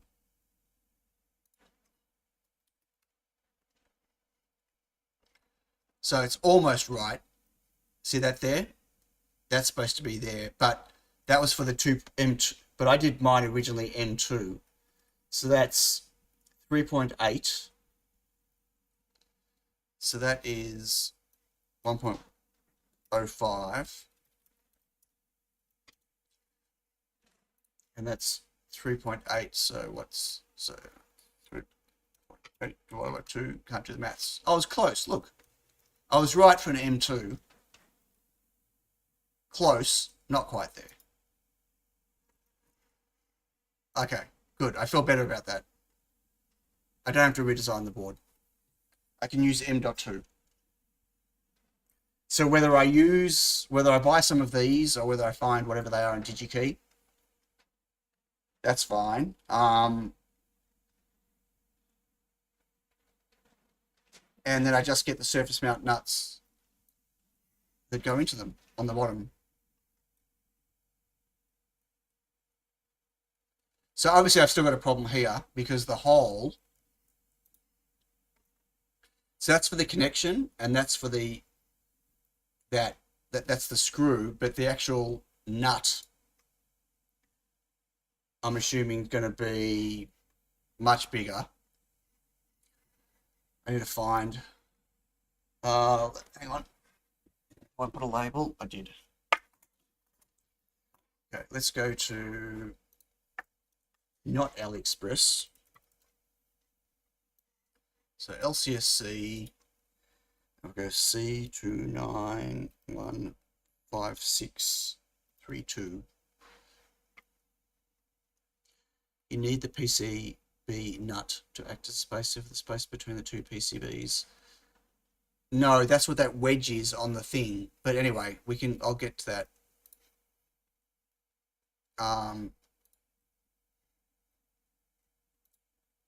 Patch round nut. Patch. Put.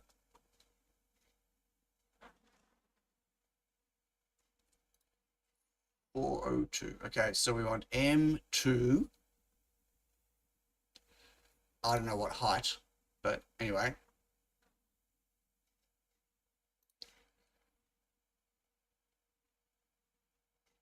Don't have any. Of course, they don't have any. None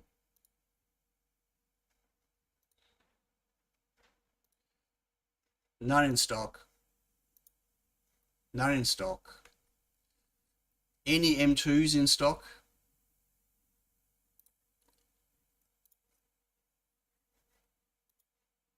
None in stock. Great. So they don't stock them anymore?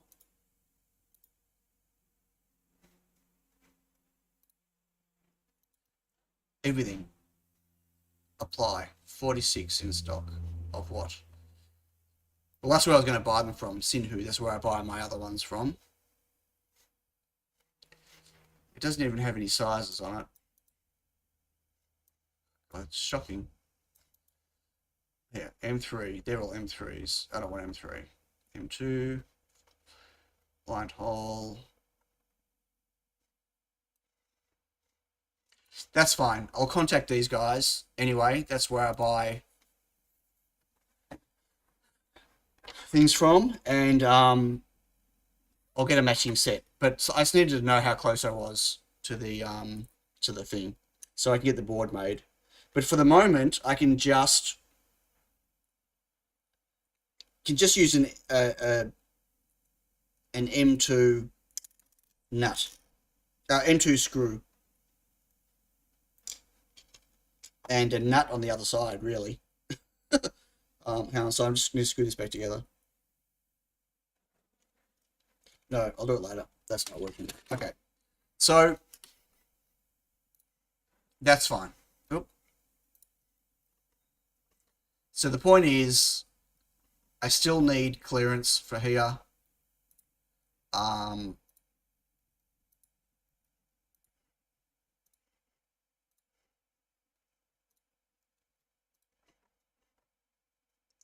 And I'm probably going to have to go around it. That's okay.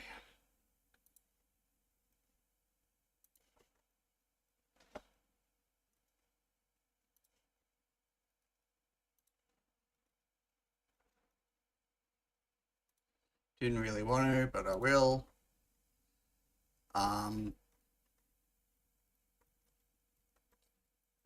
Because for an M2, it's probably going to be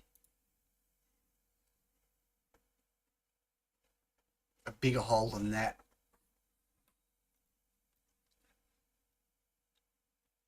Oh my god. Friggin' annoying.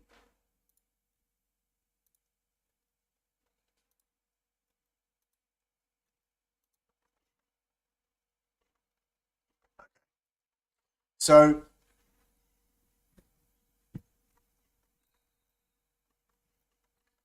I need to reach out to someone just to work out what I'm going to do for the holes, or I just buy M2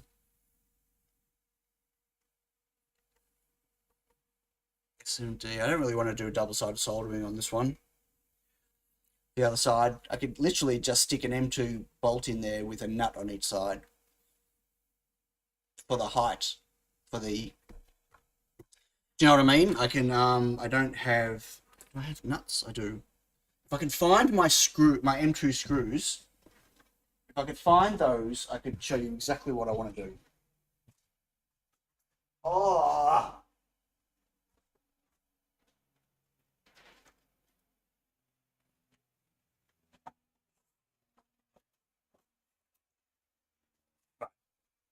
Maybe I found them. Maybe I actually did put them away, which was amazing. Absolutely amazing. Okay, so where's my camera? I can do this, and that sounds crazy. Nope. Okay. So what's my longest one I've got? So I get an M2. Oh, it's in a focus. Let me focus it. Okay. So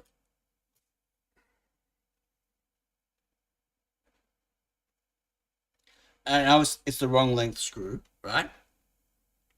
But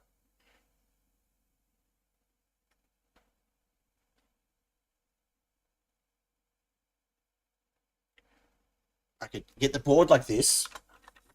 This is the wrong size, right? But I could use a nut to do that. Yeah, to hold that in place there. And then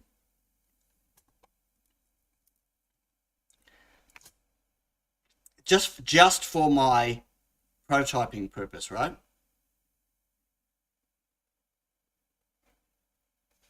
So you double nut it. Oop. Hard to do on camera.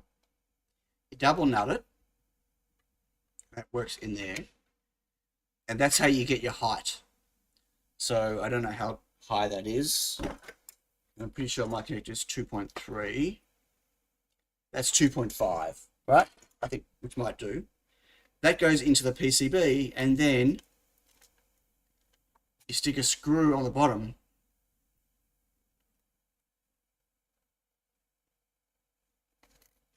Let's pretend this is a PCB.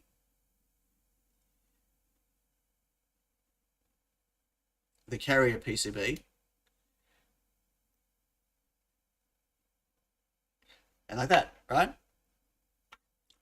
So that plugs in and then sits in there. like that. Terrible, janky solution, but I can definitely do this, at least for the prototype, until I work out all the parts. Because, again, if I need to know what the parts, the actual parts are, so I can put them on a BOM for people to know what they use, right? But I think that works. It's basically what the other thing is, except that's not surface mount. Be nice if it was, right? But there's, you know, double-sided assembly cost in doing that, and pain. Plus, I need to source them and do them. So, because they're going to go on the underneath. Can't put them on top, because then when you screw into them, they can pull out. It's not M.2 Wi-Fi board on a IO board. They use M.2 sockets for PCIe modules.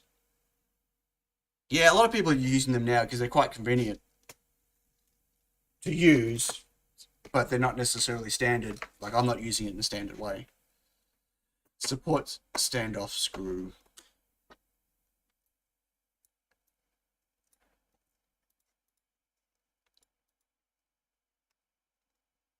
Thanks, Art Daniel. Appreciate it. Iggy, hello. Hello from your lab. I just saw your message. Sorry. Okay, so the point is, no, not that one. That one.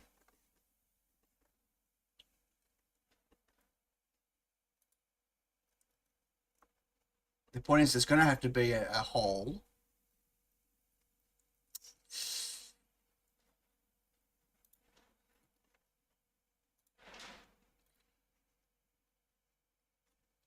So it's going to have to be, if it's not a nut,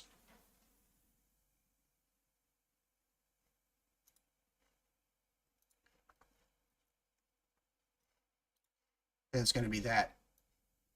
It's just going to be, it's going to be a hole for the screw, right? Where's fab? Can I not show fab? Oh, I did it on fab.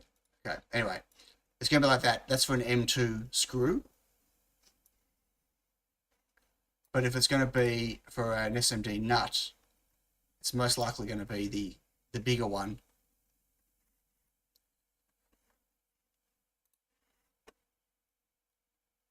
I think I'm going to have to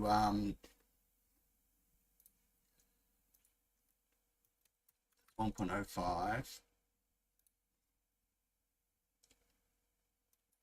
That's 1.9. It was 1.9, wasn't it? Oh, what's the thing? Damn.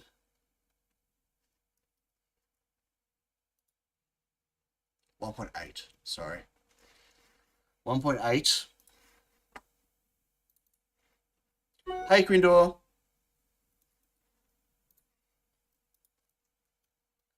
$1.8. So this is definitely not good. So I need to change this.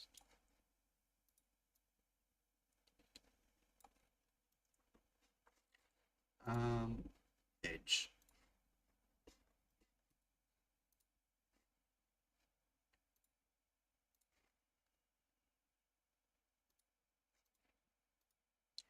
That should not be edge cuts. Alan Madsen says, don't you think you'll have a problem keeping it horizontal in the connector itself when you only have one in the corner?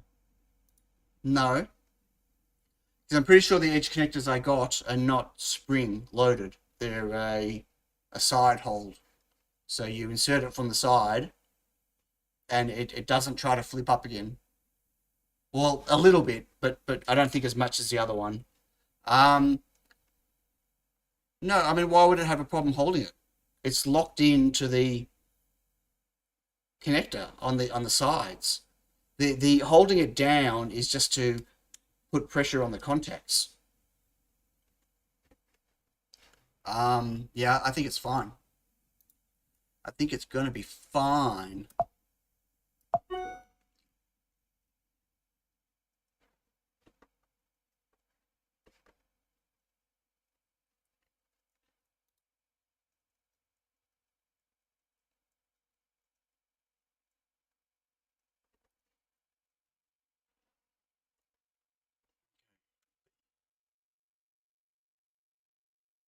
What?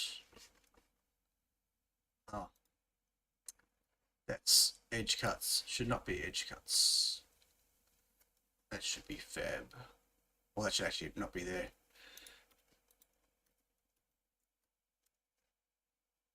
Yeah, okay.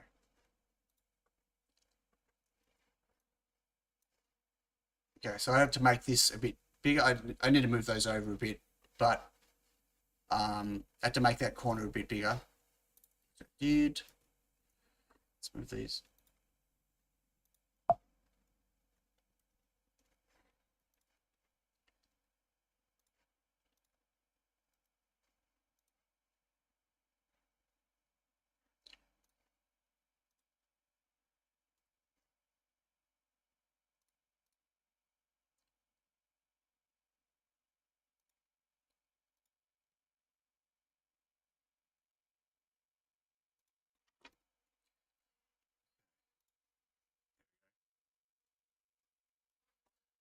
Would you rubber silicon grommet nipple rather than metal nut and screw for securing the M.2 module? Makes sense for your project. Hey Robert, well no, because it's not. So my project, this, hang on. This is just a reference board. I mean, I'll make one for prototyping and testing, whatever. But the point is, this is a board for other people to use, right? Which means it needs to be using standard tooling, standard hardware that people can access. So doing something like rubber grommets or whatever else, like a grommet's not going to necessarily, how's someone going to insert it? Where they're going to source them from, whatever. Like if someone's implementing this on their board, like on a design, not hot glue, then they're going to be wanting to use industry standard parts to do so. So long as I can give them a BOM, not that. As long as I can give them a manufacturer's part code for, here's an SMD nut that you need to use, and here's the screw bit for it, right? And as long as they're when I say industry standard, like they're available from your Mauser, your DigiKey, your Vertical, or even LCSC or wherever, right? As long as they can be sourced correctly, that's all I need to worry about. But if I ask people to do obscure things, then that's a different story.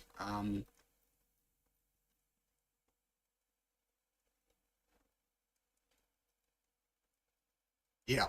Anyway, okay. So I'm not happy with this still. I want to add labels, and I want to fix this corner up, fix the silk screen. So I'll keep working on that later during the day today. But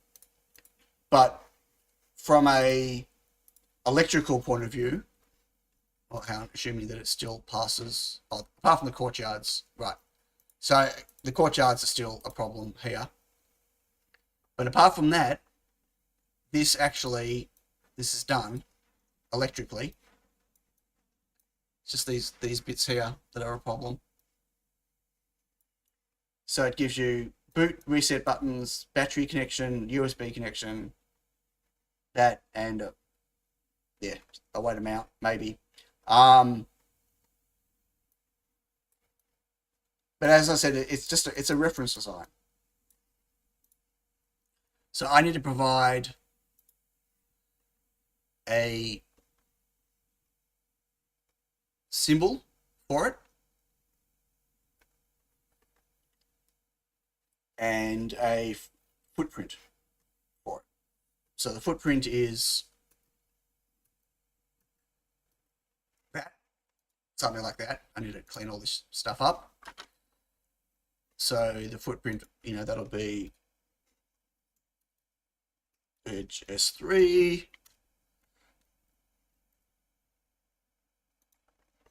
Right, and whatever, and then anyone that places that on their board with a symbol that I provide. That's it. That's all you need to wire it up.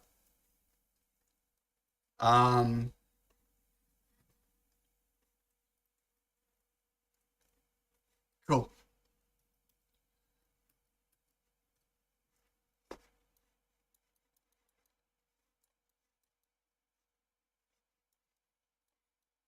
But you know what the biggest problem is going to be? I need to fit it on one of these. My test jig. And my test jig is not able to test this many I/O. So that's a problem. 32. The most I can... sorry, excuse me. The most I/O I can test is 29 on my test jig. So that's going to suck. I don't know how I don't want to make a whole new test jig for it. Yeah. Shit. Didn't think of that.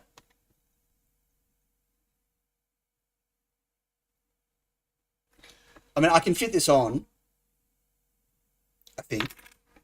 Well, let's try this. Hang on. So this, go file, save as. I'm going to put this back into, I'm actually going to call it EdgeS3.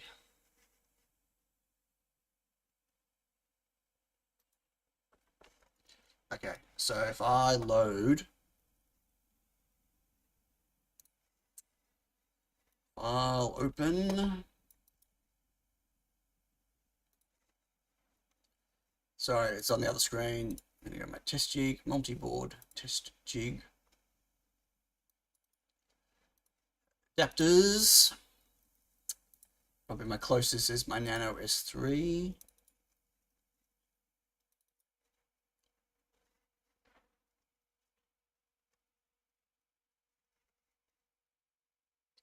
Sure. And if I open this, okay, that's my Nano S3 test board. All right, so that's where the for the Frogo pins that's this. All right, so it's got the Frogos on it. And I assume, I hope, EdgeS3. Yeah, that fits fine. Look at that.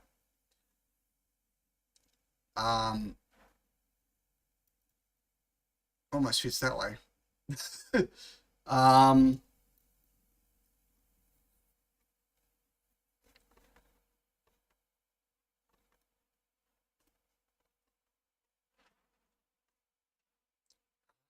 1, 2, 3, 4. I actually might have enough. Wait. Was it 1, 2, 3, 4, 5, 6, 7, 8, 9, 10, 11, 20? No, I don't. Do I break out VBAT? Okay, reset.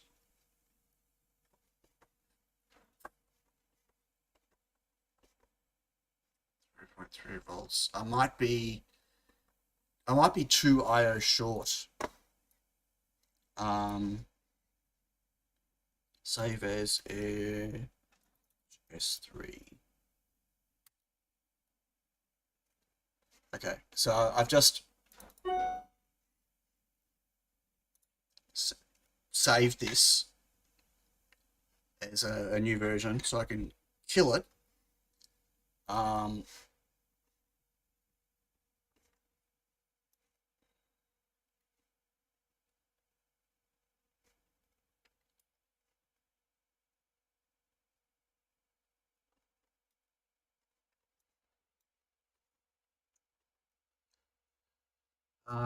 Why not use round standoff and steel M with normal screw? What?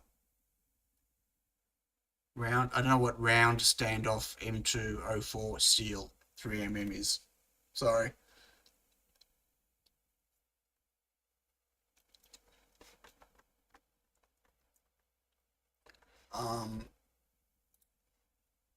Delete. Go away. Bet you I can't edit that now. Nope. Found a DigiKey from Worth. Okay, okay. On DigiKey.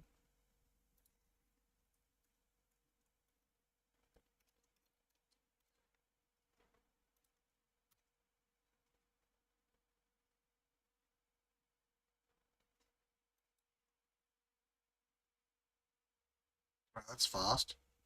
Right, that's what these are, SMD nuts. Yeah, that's fine. I've sourced those from everywhere. I've already got those. I can get these from anywhere. That's okay. It's the thing to screw into. That's the thing, right? Sorry, the thing just yeah. So,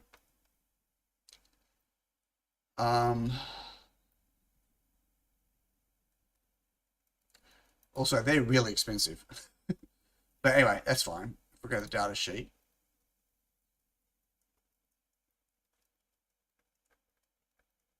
Wow, DigiKey. Look at you. Check out the speed on DigiKey. How long have I been streaming for? Shit, almost 4 hours. Is anyone still here?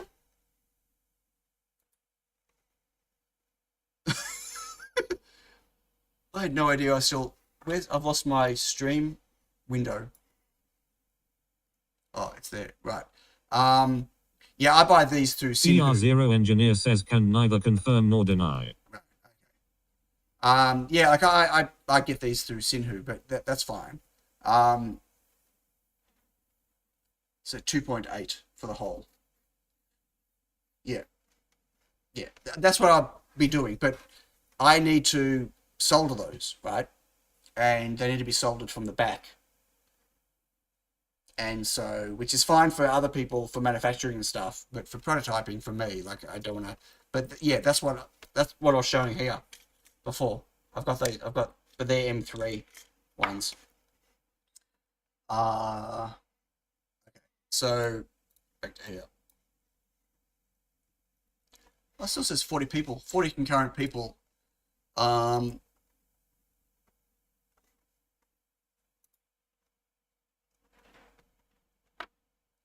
know if I need that, but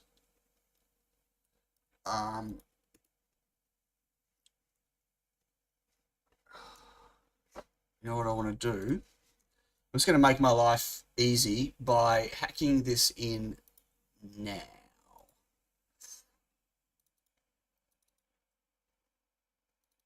So I'm feeling lucky.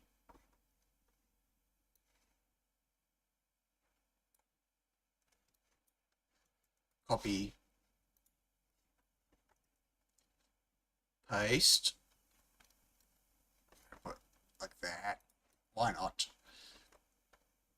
What is it? J3. Now I'm going to add.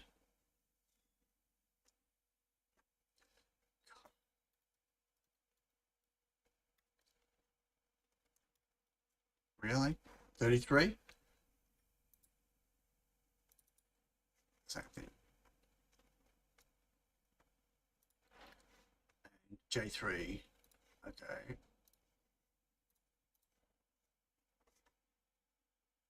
Cool. Okay. So,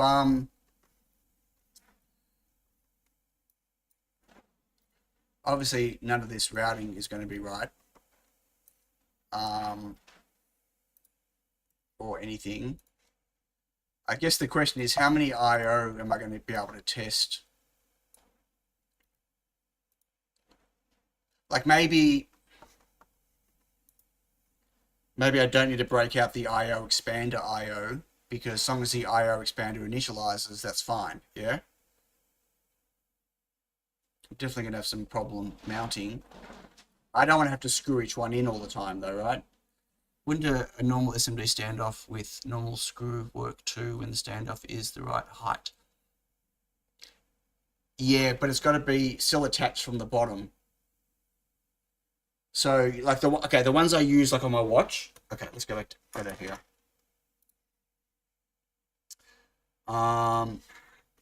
So sorry, moving camera. So these ones I'm using on my watch. Yeah, can't use these.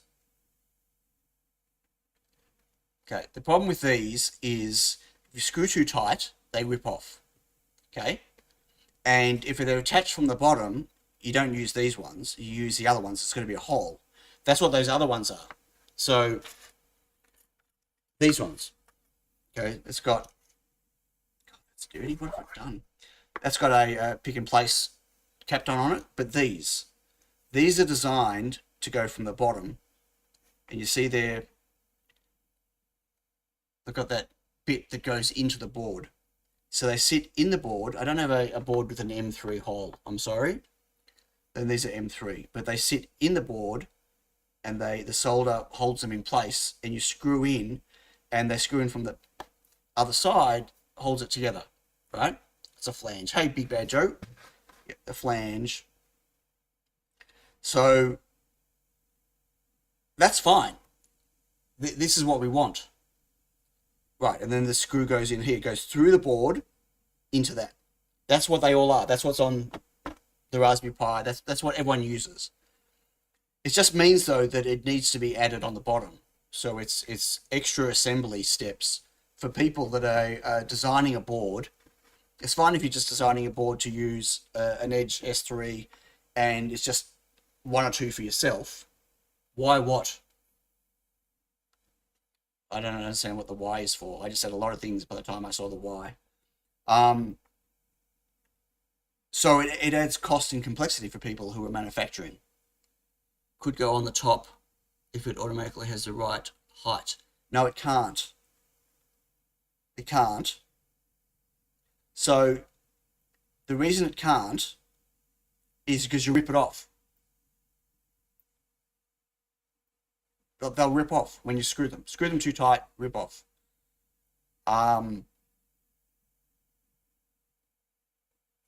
Sure, you could.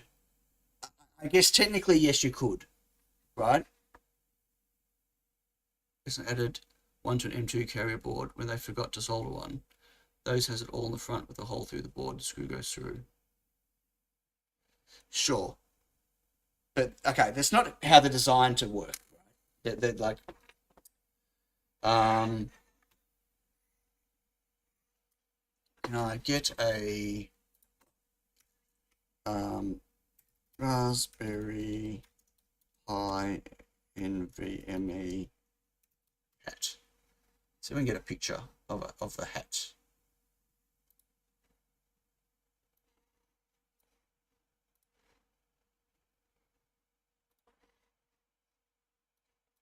So let me zoom it in. Not very well. Okay, that's a terrible picture. Images. Images.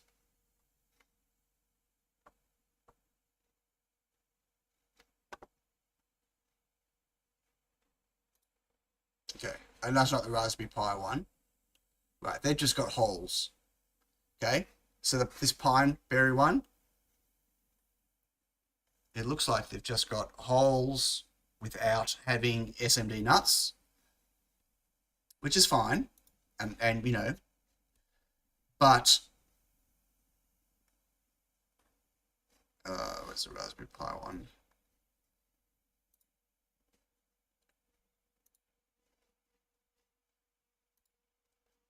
Big picture. So you can see here the nuts from the other side. That's what you're supposed to do. You're not supposed to use it as the standoff. You're supposed to do it like that. That's what's done in the industry, right? Doesn't mean doing it the other way isn't okay, but I need to support doing it that way because that's what the industry does with them, right? I don't want to force people to have to do it the other way. But that's what the nuts are designed to do. They're designed to be on the bottom. Pi M.2. Well, this is a Raspberry Pi M.2 hat.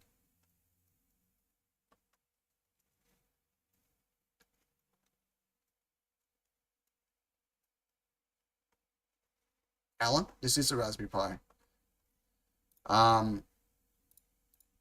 don't show one mounted, do they? No.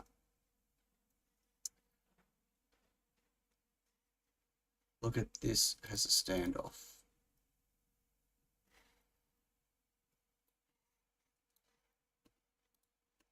Right, that's not a Raspberry Pi one. But anyway.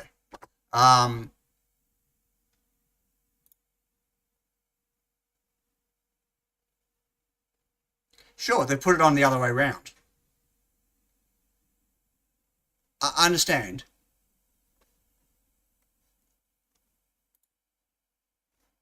But again, that's not, from my understanding, like I did a lot of research into it for my RGB Touch. I ended up going for these other ones, which I'm now obviously using for that were M2.5. These are the M2 version for my tiny watch, because I can't have a screw go through because there's a screen on the back, right? And I couldn't have a screw go through because it would have gone through the top of the thing. So that's what these are designed for. These are designed to be on the same side. The way these are soldered, are designed to be on the same side where the screws going in. You still can rip them off if you don't have a good amount of solder and stuff, but you couldn't put a hole through these, through the PCB, because you'll be eating into where all the solder is that holds it in place. All right? But this has got more than double the amount of solder holding these on than those other ones would have if they were on the top. It's like when you put a 3D printed heat insert in. You're supposed to put the insert on the opposite side for the screw, so the screw pulls the insert in, holds it in place. If you put it on the side, if you melt it into the plastic on the same side the screw goes in, if you keep tightening, you're eventually going to pull the nut, insert nut out, right? Or it's going to twist and break and whatever. So sure, you can definitely put a heat insert nut on the screw side if you have no choice, but you run the risk of ruining it through over tightening. And in the case of these SMD standoffs, you run the risk of ripping them off the board because they're soldered from the side that you're putting tension on. You're pulling it off the board. And not just the solder, you can rip the pad. You can rip the copper off the board instead, right? So again, you can do it, but you know, how would you feel if you had one of these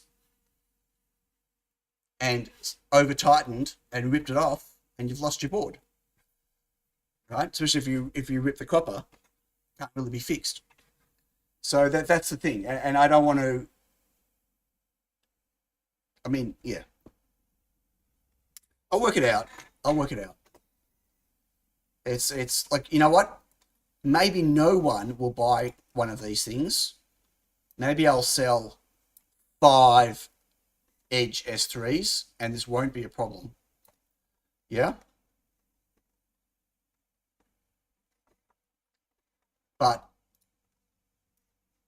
I need to solve this for me to be able to test them. I can't make these wider because they fit into the test jig. Like I can't move the headers apart more, which sucks.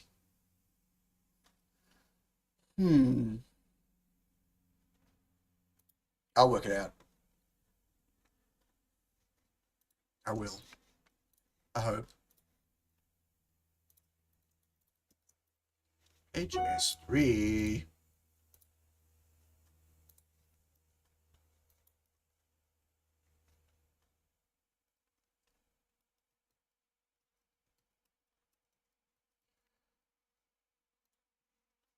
Oh, that's a bit small.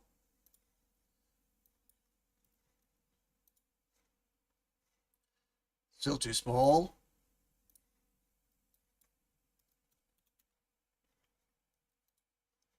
Too big.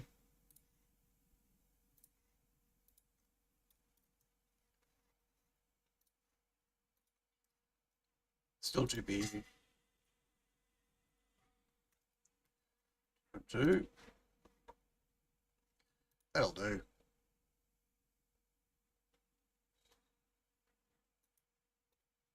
No. Okay. No. Too big. Don't like it.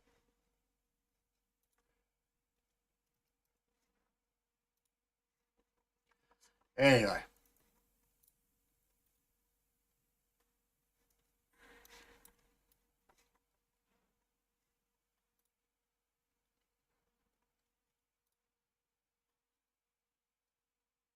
Hmm.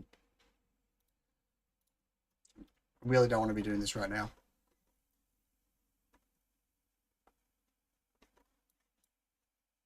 Yeah, okay. Stop, Sion, stop. Okay, I'll do that later. I'll do this later. I need to... If I can find... Like, that... Where was that? Intermit Texas C and you don't want to do it with solder, right? Not like a broaching nut? Do you want to do it with solder, right? Not like a brushing nut. Correct. Because if people use these boards in their projects, I'm not talking about makers, I'm talking about commercially or whatever, they are going to use solder nuts. They are not going to do broaching nuts or anything, right? The industry standard is solder nuts for this thing. So I need to be able to support the correct solder nut for this. Whether makers or whatever else come up with alternate ways of doing it, that's fine. But what I provide as a footprint and a design guide and, you know, mechanical attachment guide for it has to be what the industry uses, which is the solder nuts.